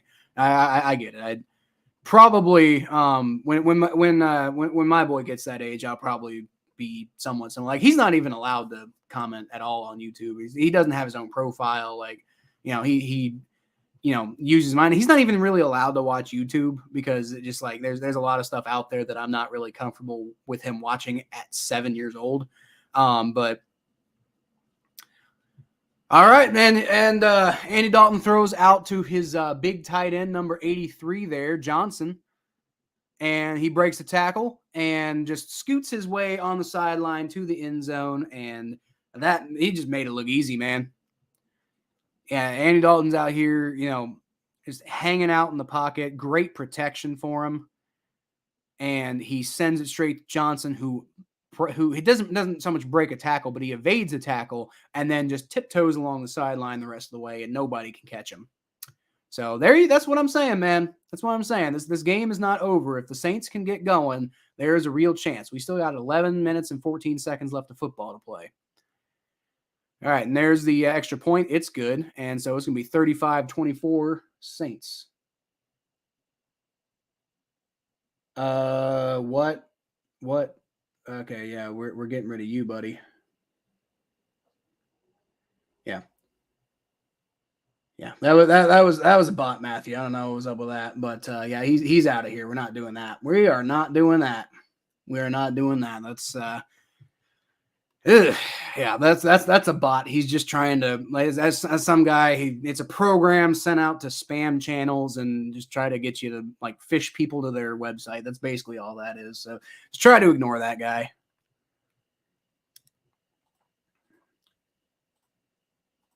Yeah, yeah, that guy. Yeah, stuff like that's gonna happen on YouTube, but you don't like that stuff. But hey, you know the one good thing I'll say, about that is apparently my channel, like, there's enough traffic on my channel now for a bot to think that I'm worth spamming. So I mean, it's still weird. I wish they wouldn't do that. I'm not saying it's a good thing. I don't want that guy to come back. I don't want anybody like him to come back. But you know, it means my channel's worth spamming apparently. So that's an improvement from where I used to be. Very, very slow marginal improvements, but we're getting there. And guys like that, we're just going to move away. Check out my friend right now. It's LeJacques World. Is that like a YouTube channel? Yeah, we're on a commercial right now, so I might as well. LeJacques World. Well, that didn't turn up any results on Google.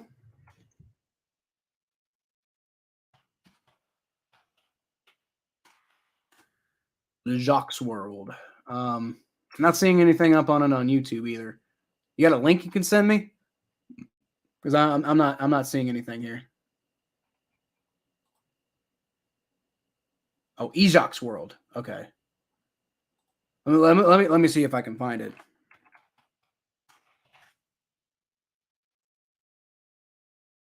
This person who's got 12 subscribers, I think that's who you're talking about. So he's got 2 videos up, both of which are Call of Duty. So what is it that you're wanting me to look up? Well, what you would just do, you would go to, it's good. I think I found his channel. But what you do is you'd go like copy and paste the URL address for his channel, and you just copy and paste that into the stream. But yeah, it's Call of Duty. Yeah, it's two videos up. So it's a channel. Tell you what I'll do. I'll subscribe to him. Just I don't have any interest in Call of Duty at all whatsoever, but because that's your friend, I'll subscribe to him. How about that? I actually actively really dislike Call of Duty personally. I don't like like Tom Grossi. I've seen him do some Call of Duty streams, and I don't. Those are the one videos that I don't really watch because like that whole franchise just gets on my nerves. But anyway, we've got talking about these New York teams. These New York teams are something else. Like out of nowhere. Like I mean, like the Jets are legitimately good, and the Giants are playing really well. Like I mean, they might be legitimately good too. I think Brian Daboll is a huge help. Like Brian Daboll being the coach is a huge difference for the Giants there. As Kyler Murray rushes for about 5 yards, gets to the outside and brought down. Looked like he kind of got brought down by his face mask, but didn't get called. But yeah, the Jets and the Giants, like I mean, like the Jets have legitimately been really building something, I think, interesting for a few years now. Whereas the Giants, I don't know what's going on with that. Like they're just randomly good. Like I don't think anybody expected the Jets, but at least like the Jets, like I really like. There's been like a vision there. Kyler Murray gets it out to DeAndre Hopkins, and that's going to be enough for a first down. Thought I saw a flag on the field, but it might have just been some yellow shoes because that's what we're doing today, right? We just got people with yellow shoes on the field. And I knew that was going to be a problem, right? I knew that was going to be an issue. I was going to see some yellow shoes on the field, and I was going to think it was a flag. And I was going to, think that something was happening that wasn't happening. I don't know. Weird. Really weird. But anyway, it is going to be first down. And honestly, like, the Saints defense really needs to hold here because, I mean, you really can't let this Cardinal score. And that's a good way to do it. Although there are 2 flags on the field. So Eno Benjamin was able to shake out of a bunch of tackles and ends up getting about 8 yards on the play. There are flags all over the field, though, so I'm not sure what might be calling a horse collar, face mask. I didn't see a face mask. They're calling face mask on the Saints. I think maybe you could argue a horse collar, but I don't think there was. I don't think did he grab the face? Oh, he did. He did. Okay.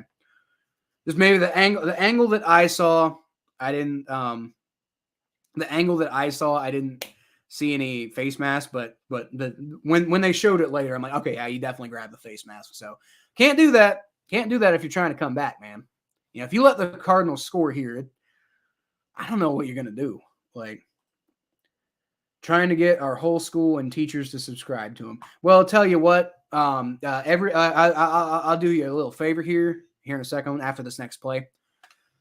But Kyler Murray in the pistol formation hands the ball off and goes about 4 yards, I think. Picks up about 4 yards there. Benjamin on the pickup. But I'll tell you one thing, Matthew Thompson. I will give Ejock's World a shout out here. I don't know if it's going to help, but let's see. I'm going to share my screen real quick. Everybody. My buddy Matthew Thompson, loyal subscriber of the channel. You got a buddy named Ejock's World who I guess puts out Call of Duty content. So I just subscribed and you should too. There you go. There you go. I will do that. I will do that. If you like Call of Duty content, go check that out. What's up, Phelps?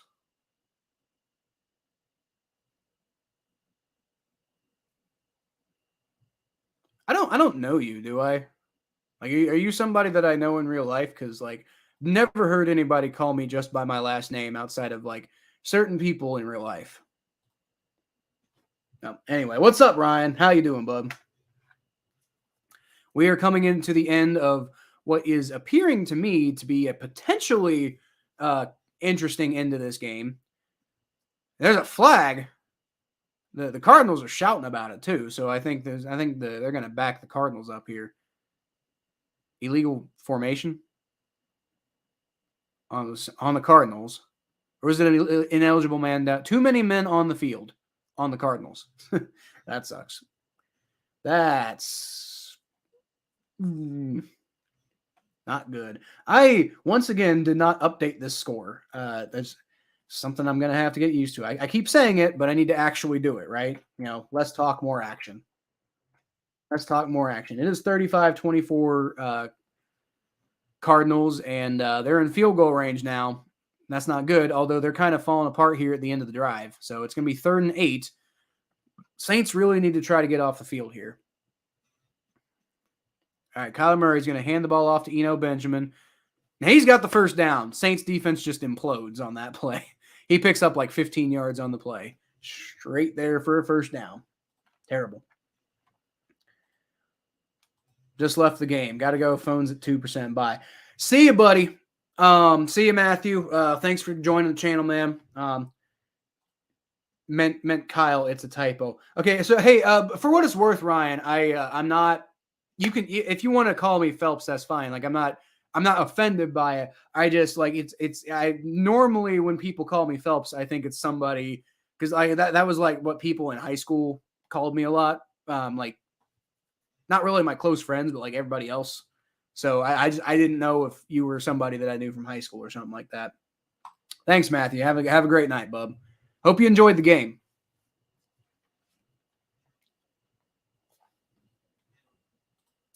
No, but you can call me either one, Ryan. It's fine. I don't care. I just didn't know if you were saying that for a reason or not.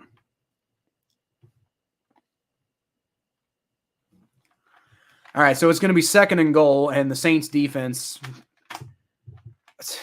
man, they really gotta get off the field here, man. Like, I mean, a field goal would be tough, but oh boy. Field goal would be tough because, the Cardinals go back up 2 scores, but you can't. Well, there's the touchdown. So, no, they're calling him short. They're calling him a yard short. They are calling him 1 yard short. So it's going to be 3rd and goal, and oof, I thought he got it personally. Let's see. That's close. That's close. He went on his back, so let's see. Shoulders there. I think he got it. I think he crossed the plane. I think he got it. I think that's a touchdown. I think that's a touchdown personally. And it's a scoring play, so it'll be automatically reviewed. But I think that's a touchdown because he's going down on his back, so it's not like a knee would have gone down or anything like that. So I think that's a touchdown personally. It looks like they updated it, so the refs have determined that it is a touchdown.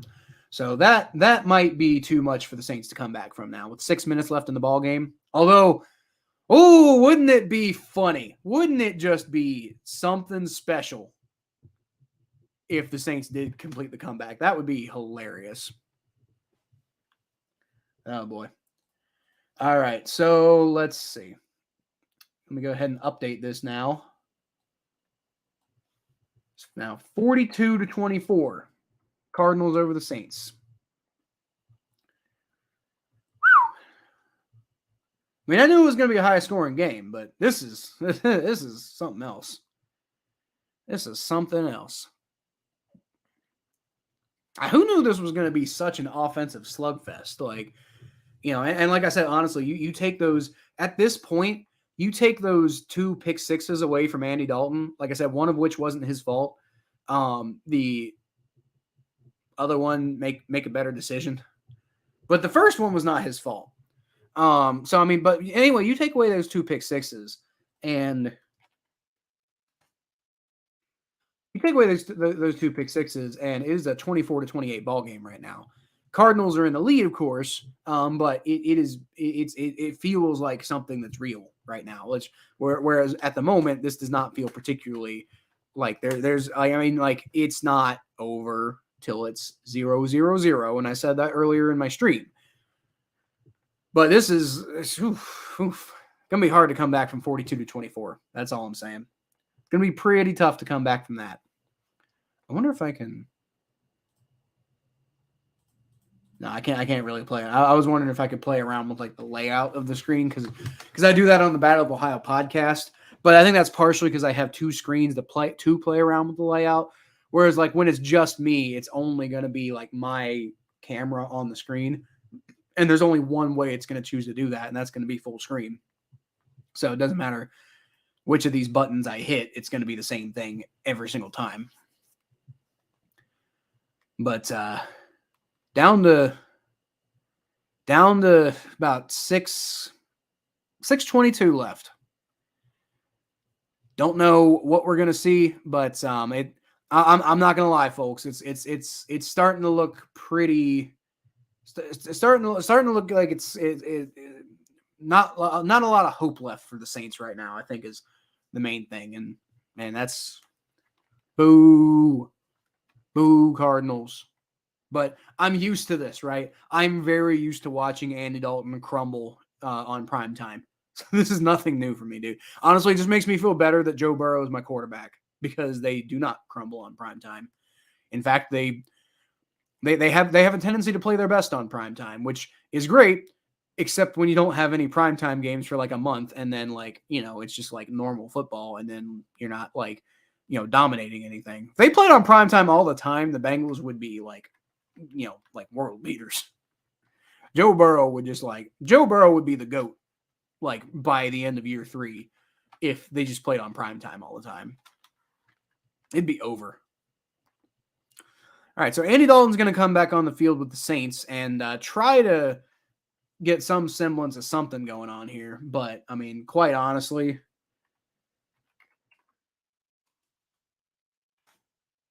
they're down 3 touchdowns now. So I don't really know what they really can do. And the Cardinals, I imagine, are just going to play soft defense here. They got 6 minutes left in the game. If the Saints drive the ball down the field, fine, just drain that clock.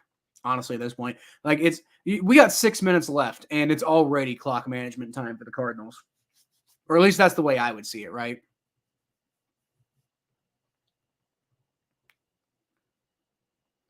All right, and that clock is still running because he wasn't able to get out of bounds. So Andy Dalton's going to take the shotgun snap.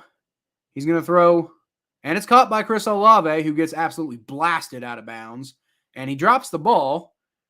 Refs are saying that that didn't count as a catch, even though I think the ground knocked the ball out. I don't know, but refs are saying it's not a catch. So let's see on the replay here. Let's see. Olave catches the ball, and in fairness, doesn't really make a football move. Let's see. I don't know. He tucks it into his chest. I think that's a catch. I think that's a catch. Like, personally. They're not reviewing it, but I think that's a catch. All right, Andy Dalton's going to throw, and to Marquez Callaway, and Andy Dalton just gets nowhere near him. But there's a flag on the play. I think it's going to be pass interference because I think Andy Dalton threw it to where the guy was supposed to get to, and he didn't, mainly because he was being held, not pass interference, but holding. So, yeah, the whole reason, Wilson's over here, number 20, the Cardinals, is like trying to be like, that was nothing. But like the fact of the matter is, I don't know if it may have not been catchable, whatever. But the reason it wasn't catchable is because you were holding him. So you can't do that. All right, Andy Dalton shotgun snap. Steps up in the pocket. Throws, and it's caught. First down. Got a first down for Smith. First down for number 10, Traquan Smith. It's about 5 yards, and now there's a brawl on the field. People are not happy with each other. This game is getting tense. I don't know why. Like, why are the Cardinals getting, like, scrappy? Like, I get the Saints are probably frustrated and whatever, but why are the Cardinals getting scrappy? Like there's like nothing here. Like, I think Traquan Smith. Oh, that's what happened. That's what happened. Hamilton, number 33. And I don't think it was intentional. Antonio Hamilton tried to get up, and Traquan Smith tried to walk over him, and basically backflipped Hamilton basically backflipped Traquan Smith because he was standing over top of him. I don't think it wasn't intentional. The dude was just getting up, but I understand why Traquan Smith would probably be like, what the hell? So, but no flags on the play because I think the refs are like, it's understandable why he reacted that way.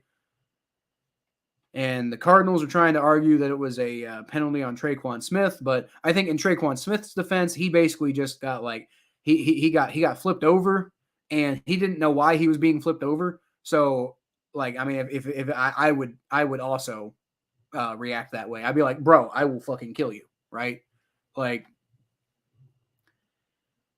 yeah, no, I that's definitely, there's no foul. As far as I can tell, no fouls at all in that play. That was totally understandable why he reacted that way, and totally understandable. Like, the Cardinals player also did nothing wrong, but Traquan Smith didn't know that. Now there's a challenge flag. What are they challenging? Dennis Allen's challenging something. He's trying to challenge. Can you challenge an uncalled personal foul? Is he trying to argue there was a personal foul? And can you challenge that?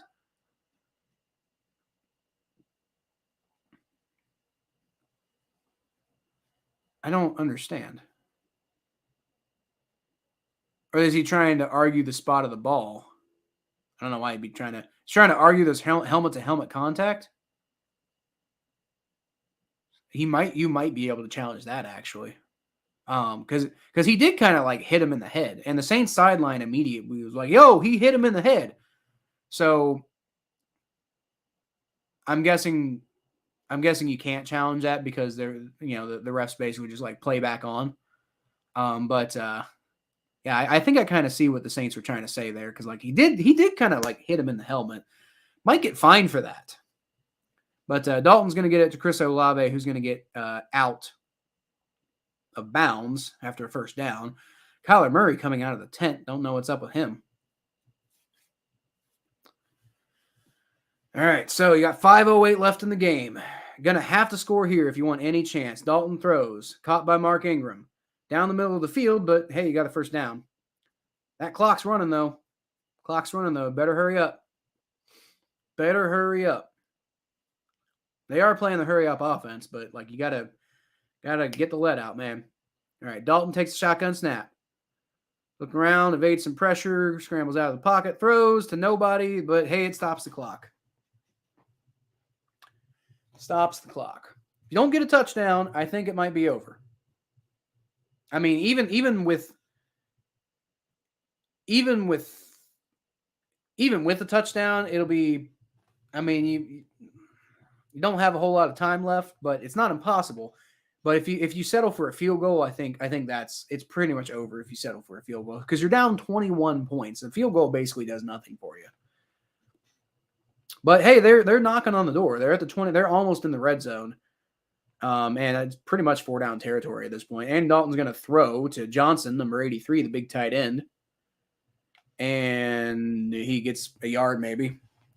And the clock's running. So that's like the worst possible type of play you can have in this situation right now is, you don't get out of bounds, clock's running, and you only get like a yard. I don't know why Andy Dalton threw it there either because, there's no way that he's going to be able to outrun the two defenders that are on top of him. All right, Dalton throws to Traquan Smith. And did he get out of bounds? Looks like they're saying he got out of bounds. It's 4th down, but like I said, it's 4-down territory. So, they're going for it. Like, if they don't go for it here, they're idiots, which they are. They are going for it, as they should.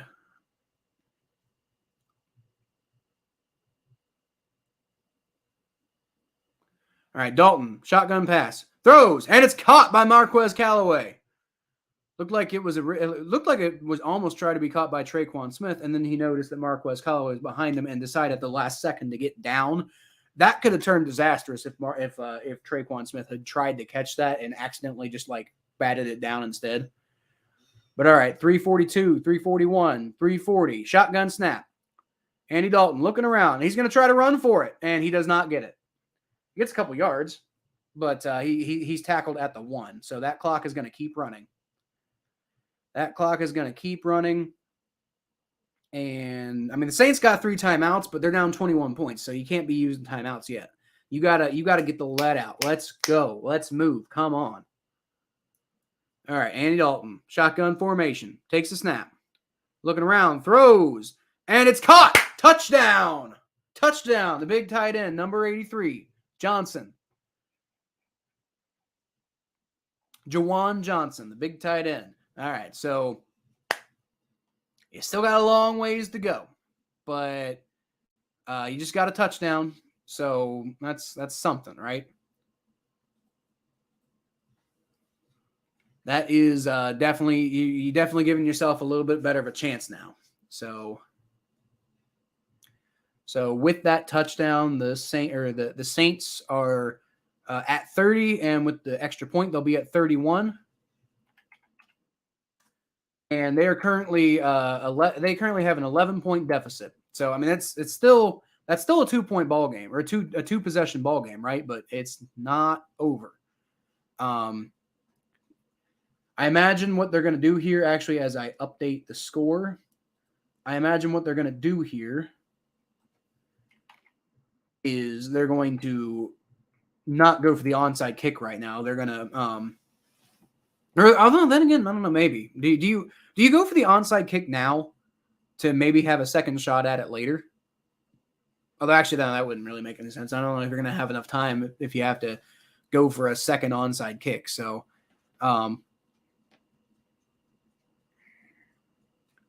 I think what they're going to do is they're just going to kick the ball, do a normal kickoff, probably a touchback or something like that, and they're going to basically just be like, hey, defense, go stop them, which they've kind of been on and off. They were on and off doing okay with. Obviously, the Cardinals have 42, but don't forget, it is an onside kick, and it's well recovered by the Cardinals. That is a terrible onside kick. There was no chance for the Saints of getting that one at all. So the Cardinals are going to get the ball about the 48-yard line or so. So it's pretty much down to this. Saints defense has got to fully hold, right? Because now I guess if they get a field goal, I guess because you need 2 touchdowns anyway. So I guess if they get a field goal, then 2 touchdowns will tie it. So I guess it's not the end of the world, but at the same time, if you let them get anything, then if you let them get a first down at all, then that's going to take a lot of clock off the field. I don't know why the Cardinals are still throwing the ball though. So that it was caught. It was completed to DeAndre Hopkins, and he gets about 3 yards on the play, keeps the clock running. So it kind of works like a running play, I suppose. And there's going to be the first charge timeout to the Saints. So they're going ahead and doing that now. They're basically, at this point, they're basically saying, they're telling the defense right now. They're like, y'all have got to stop them right now. Don't let them get another first down. Stop them now. Because you may not have, they're taking their timeouts now to be like, okay, we're banking on you to stop the clock or to stop them now so the offense can go down the field and score and then maybe have a chance to get an onside kick and do something with that.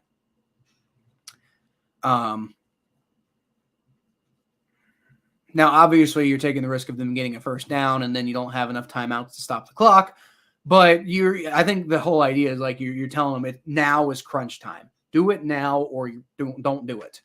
All right, Kyler Murray hands the ball off to Eno Benjamin, who goes literally nowhere. I think he gets back to the line of scrimmage, but that's about it. So I imagine the Saints are going to take another timeout there. Yep, there's another timeout. Yeah, 2:54 left. And, if you can stop them here, if you can force a punt, then you can get the ball back and you'll at least have the 2-minute warning on your side. But you're gonna be basically gonna need Andy Dalton to turn into Aaron Rodgers to win this game, which in prime time, I'm rooting for it. I hope so. I hope he does it. Man, this is gonna be such a fun this is gonna be I'm gonna clip this together like a Bengals fan reacts to Andy Dalton's game. If Andy Dalton could come back and win this game, I'm gonna go nuts. I'm just gonna be that clip video tomorrow is gonna be so much fun for y'all. But we'll see. All right, Kyler Murray, shotgun snap, hands the ball off once again to Eno Benjamin. The Saints are all over that one as well. He keeps fighting, but it is gonna be 4th down. So I'm guessing they're going to punt here because the Saints are taking their last time out. I'm guessing they punt here, because it's Rodrigo Blankenship and not Matt Prater. I don't think you go for the field goal here. I could see them going for it here just because Cliff Kingsbury is insane, right? I could see them going for it here and taking the risk and just trying to win the game here. But you're also risking if you don't get it, then you're giving the ball to the Saints in prime territory, and you're really giving them a real opportunity to go win the game. So they're doing an overhead shot of the stadium right now. I think I'm seeing a punting formation, and I am seeing a punting formation. So the Cardinals are taking the probably smart conservative approach here. So the Saints are going to have to really get it together on offense, I think. And, they calling that a touchback? I think they're calling that a touchback. I thought, now, the dude went into the end zone, jumped in the air, volleyballed the ball out of the end zone. He never touched the end zone. So I don't know, maybe they're saying because he himself went into the end zone, it doesn't count. But that was a great move though. He volleyballed the ball out of the end zone, managed to get the ball down at the 1-yard line. It was a great move, but I guess the refs are saying that you can't just go in the end zone yourself and then jump and then because if you go in the end zone, then you're considered, I guess, part of the end zone at that point. I don't know. All right, quick game here. Andy Dalton over the middle, completed. Traquan Smith for about a 20-yard pickup. Looks like he's getting up slowly though. He might be hurt, and he's running off the field now. He's like, ouch, ouchie, ouchie, ouch. They don't have any timeouts, so they can't do injured player issue because that clock keep running. And that's probably the last play before the 2-minute warning. Andy Dalton's going to shotgun snap once again. He's going to throw, and it's caught. Nothing really there, but, going to the 2-minute warning anyway. Caught for about a 4-yard pickup there by Chris Olave. So, all right, we are at the 2-minute warning, and a Saints touchdown makes this an interesting game. Although you're going to need an onside kick because you don't have any timeouts left. So if the Cardinals get the ball back, they basically just knee the ball and run the clock out. But I mean, you still got a chance. You still got a bit of a chance. A touchdown, an onside kick, and then let's see if you get a touchdown, then it's going to be 38-42. So if you get a touchdown, it's 38-42. I think you go for 2 in that situation because you have the chance to get it down to a 3-point game, which means if you get the miracle onside kick, then you're pretty much set up to tie the game with a field goal. And if you don't, then you're down by 5 and you need a touchdown anyway. So I would think if they do manage to get a touchdown, they'll go for 2. That would I think would be the smart move because even if you don't get it, then it doesn't really matter because you need a touchdown either way, and you barely have any time left, so it's not like you're like playing a long game here. So I imagine they're going to try to go for 8 points on this drive. If they can get 8 points on this drive, and if they can get it quickly, then there's a chance. But they'd have to pull off an onside kick, which it helps that they've had a practice one. So maybe that was the thought process earlier. Kind of mentioned that. Andy Dalton's going to wind up deep. They had Marquez Callaway who had his man beat, and he just overthrows him. Dude, Marquez Callaway had that dude beat. Like, Andy Dalton just cannot connect with him. Like, it's just way too high for him. Yeah, too far, Dalton. Man. Once again, makes me glad that Joe Burrow's my quarterback, right? Because Joe Burrow makes that deep pass. Joe Burrow hits that. Andy Dalton overthrows it. That's the problem. All right, Andy Dalton, shotgun formation. Drops back, scrambles out of the pocket. I think he's just going to go for the first down here. He does, and I think he gets it, and he gets out of bounds too, so that's going to stop the clock. So, I mean, that's fine. That's fine. You take the first down where you can get it. Give yourself – you don't have much breathing room because you only have 1:47 left in the game. But at least you're not like worried about like it becoming 4th down, right? So, I mean, I guess if you didn't see anybody open, then you take a couple of seconds and get the first down. Looks like Traquan Smith is going into the locker room with a hand issue, I believe. Andy Dalton drops back, drops it short to Alvin Kamara in the middle of the field, and that doesn't help you at all. Like, what was the point of that? Clock's running again, and you didn't pick up a first down. You only picked up like 7 yards. That was a dumb play. All right, Andy Dalton shotgun formation once again. And again, dumps it off to Alvin Kamara, who picks up more yards this time as Isaiah Simmons' helmet comes off. He picks up more yards this time, but again, that clock's running. Like, I don't like this.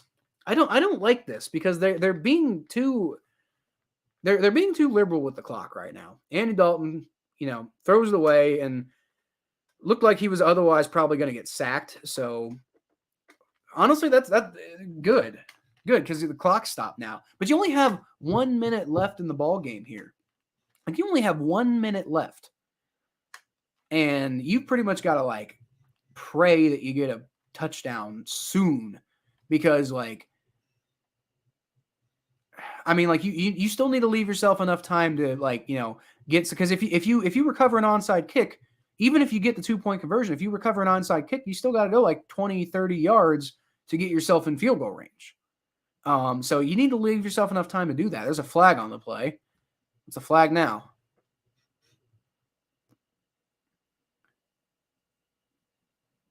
There's a timeout. So, yeah, this is getting annoying. So the TV broadcast keeps telling me there's a flag, and then it turns out it's actually just a timeout.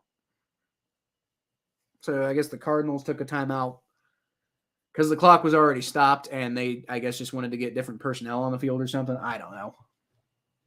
That was really weird. Okay. 2nd and 10, 1 minute left on the clock. You really got to stop. They're wasting a lot of time here. You know, they got the balls on the 30-yard line, and they're being too they're too happy to throw the ball in the middle of the field. And I know that's what the Saints are probably, giving you, right? Or that's what the Cardinals are probably giving you right now. So if you don't have anything on the side, then you just take the yards. But all right, I think they're calling a false start on the Saints here because there was a flag. Cardinals player came across the line, but they're calling a false start. So that backs you up. And again, you're not really worried at this point, I think, about first downs and not first downs. I think you're worried about, how far you have to get to the end zone. And now it's 35 yards instead of 30. And you only have a minute left on the clock. Like, you need to leave yourself a little bit of time to get the ball down the field and at the very least get a field goal. If you can convert the 2-point conversion. Like, you got to be thinking about all this stuff. And I feel like Andy Dalton just doesn't a lot of the time. All right, shotgun snap for Andy Dalton. Looks around, can't find anybody, throws it out. Well, that sucks. I mean, that's probably the right move. Live to fight. You got 2 more downs. So it's going to be 3rd and 15 now, and you're going to try to get the ball down the field. Dude, I will say, though, like, with the score being what it is, those 2 pick sixes are the difference in the game right now. Like, the Saints actually would be in the lead right now for those 2 pick sixes because the Cardinals would have 28 points right now, so the Saints would actually be in the lead if it weren't for those 2 pick sixes. Alvin Kamara is going to get the pass from Dalton, and he's going to pick up 10 yards on the play, but that's not going to be enough for a first down. He gets out of bounds, though, so that's you. Finally, they get out of bounds. And they're going for a field goal here. Okay. All right. I guess I get it. It's like you need a field goal and a touchdown and a 2-point conversion. And it's like, while you're down here, you might as well take the field goal. And then you have 47 seconds left to maybe try to go get the touchdown and 2-point conversion later. But Willie Lutz's kick is up. It's through the uprights. It's good. Would have been good from 62. And the Saints are going to make it a 42-34 ball game. It is an 8-point ball game. And it is still within the realm of possibility. It's going to require an onside kick, a successful onside kick. And then you're going to have to you got 43 seconds at that point to go get a touchdown and a 2-point conversion. If you don't get both, you lose.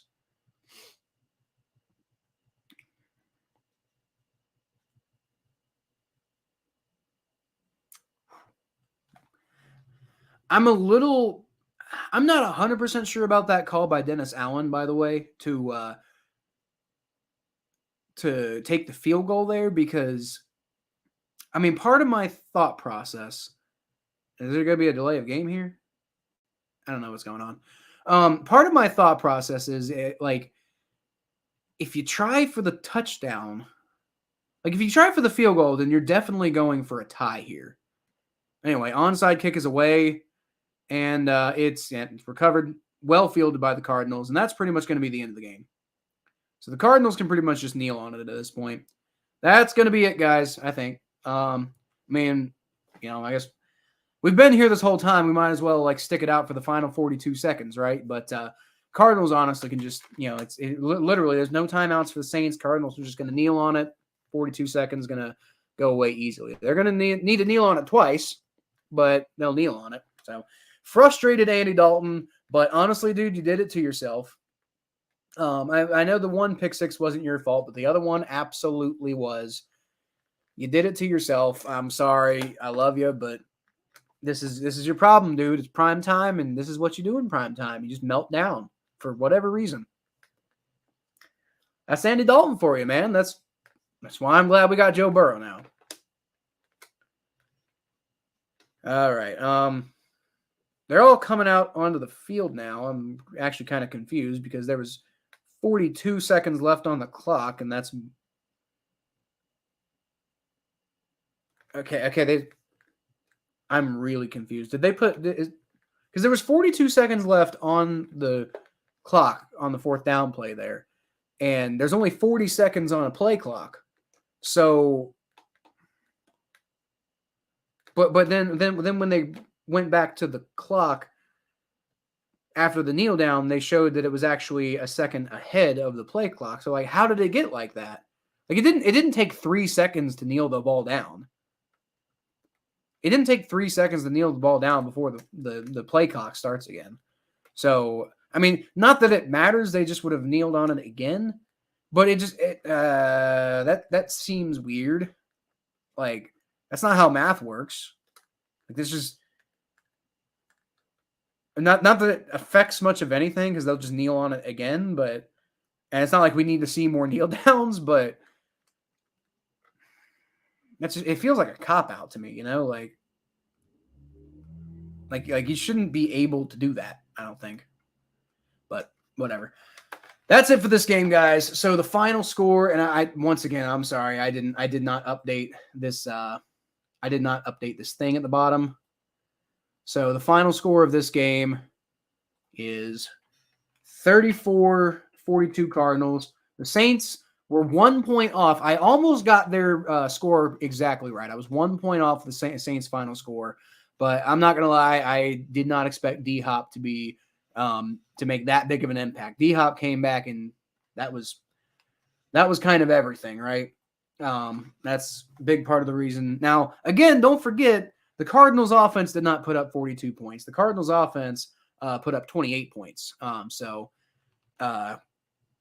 I still would argue that the Cardinals offense is not reaching the potential that they probably should with all that talent that they have, right? But hey, man, Cardinals held on to win this game.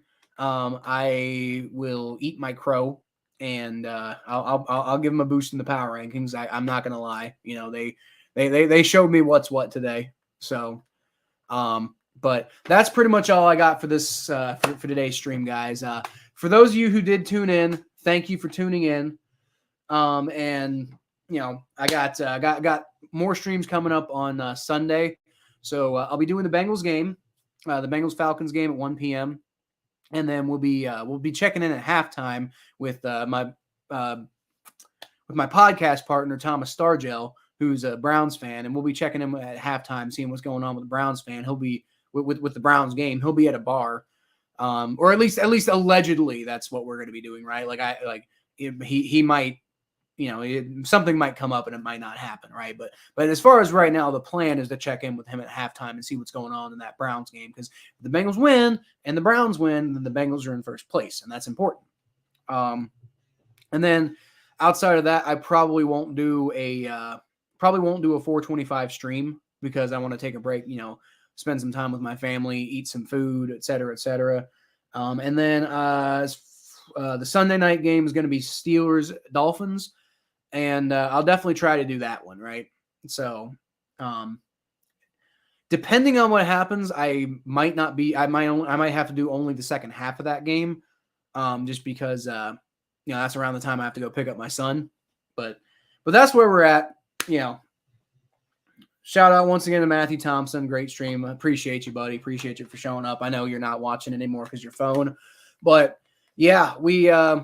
It was a good one, man. We had like, I mean, I know we don't have like a ton of people on these streams all the time, but you know, it's more than I had, like, you know, even a month ago, right? Like even a month ago, like I was lucky to get like 2 comments on a stream, and now I've got people regularly interacting, right? So I mean, I appreciate y'all tuning in and you know, having fun with me and everything like that. But y'all can always catch more of what I do at Kyle Phelps 92 on Twitter, Facebook.com/The Phelps, the Battle of Ohio podcast, which is on YouTube, Spotify, and Apple Podcasts, and right here if you subscribe. Come check out all my other streams, man. I got other content that I'm going to be posting at least 5 days a week. And then I'm trying to get like a 6th video in, like some sort of creative thing. If y'all got anything in mind, let me know. But I'm trying to do something extra. Like, I don't want to just do Bengals previews just for the sake of doing Bengals previews. Like, I want to have some sort of entertainment value.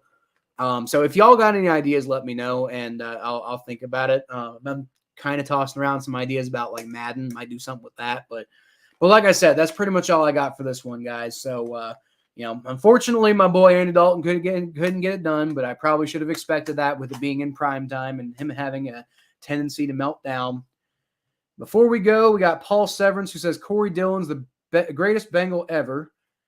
And I appreciate the comment, Paul. I don't know why on earth you think Corey Dillon's the greatest Bengal ever. He might be the greatest Bengals running back ever, for sure. Not even might be. I think he definitely is the greatest Bengals running back of all time. But I don't know if you knew this, but Anthony Munoz is in the Hall of Fame. So I think Anthony Munoz is probably the greatest Bengal of all time. And even then, I would say like, Boomer Esiason, right? Like Isaac Curtis, some of these guys, like Corey Dillon, as great as he was always on horrible losing teams. And as great of a player as he wasn't causing us to win a whole lot of games either. So, I know he went to the Patriots and went to the Super Bowl, but at the same time, greatest Bengal ever, no. Amazing top 5 Bengal of all time, maybe. Greatest Bengals running back of all time, for sure. But greatest Bengal ever, I don't know. But like I said, that's all I got for this one, guys. I'm pretty much done for the night. So I'll leave y'all, as always, with a hootie!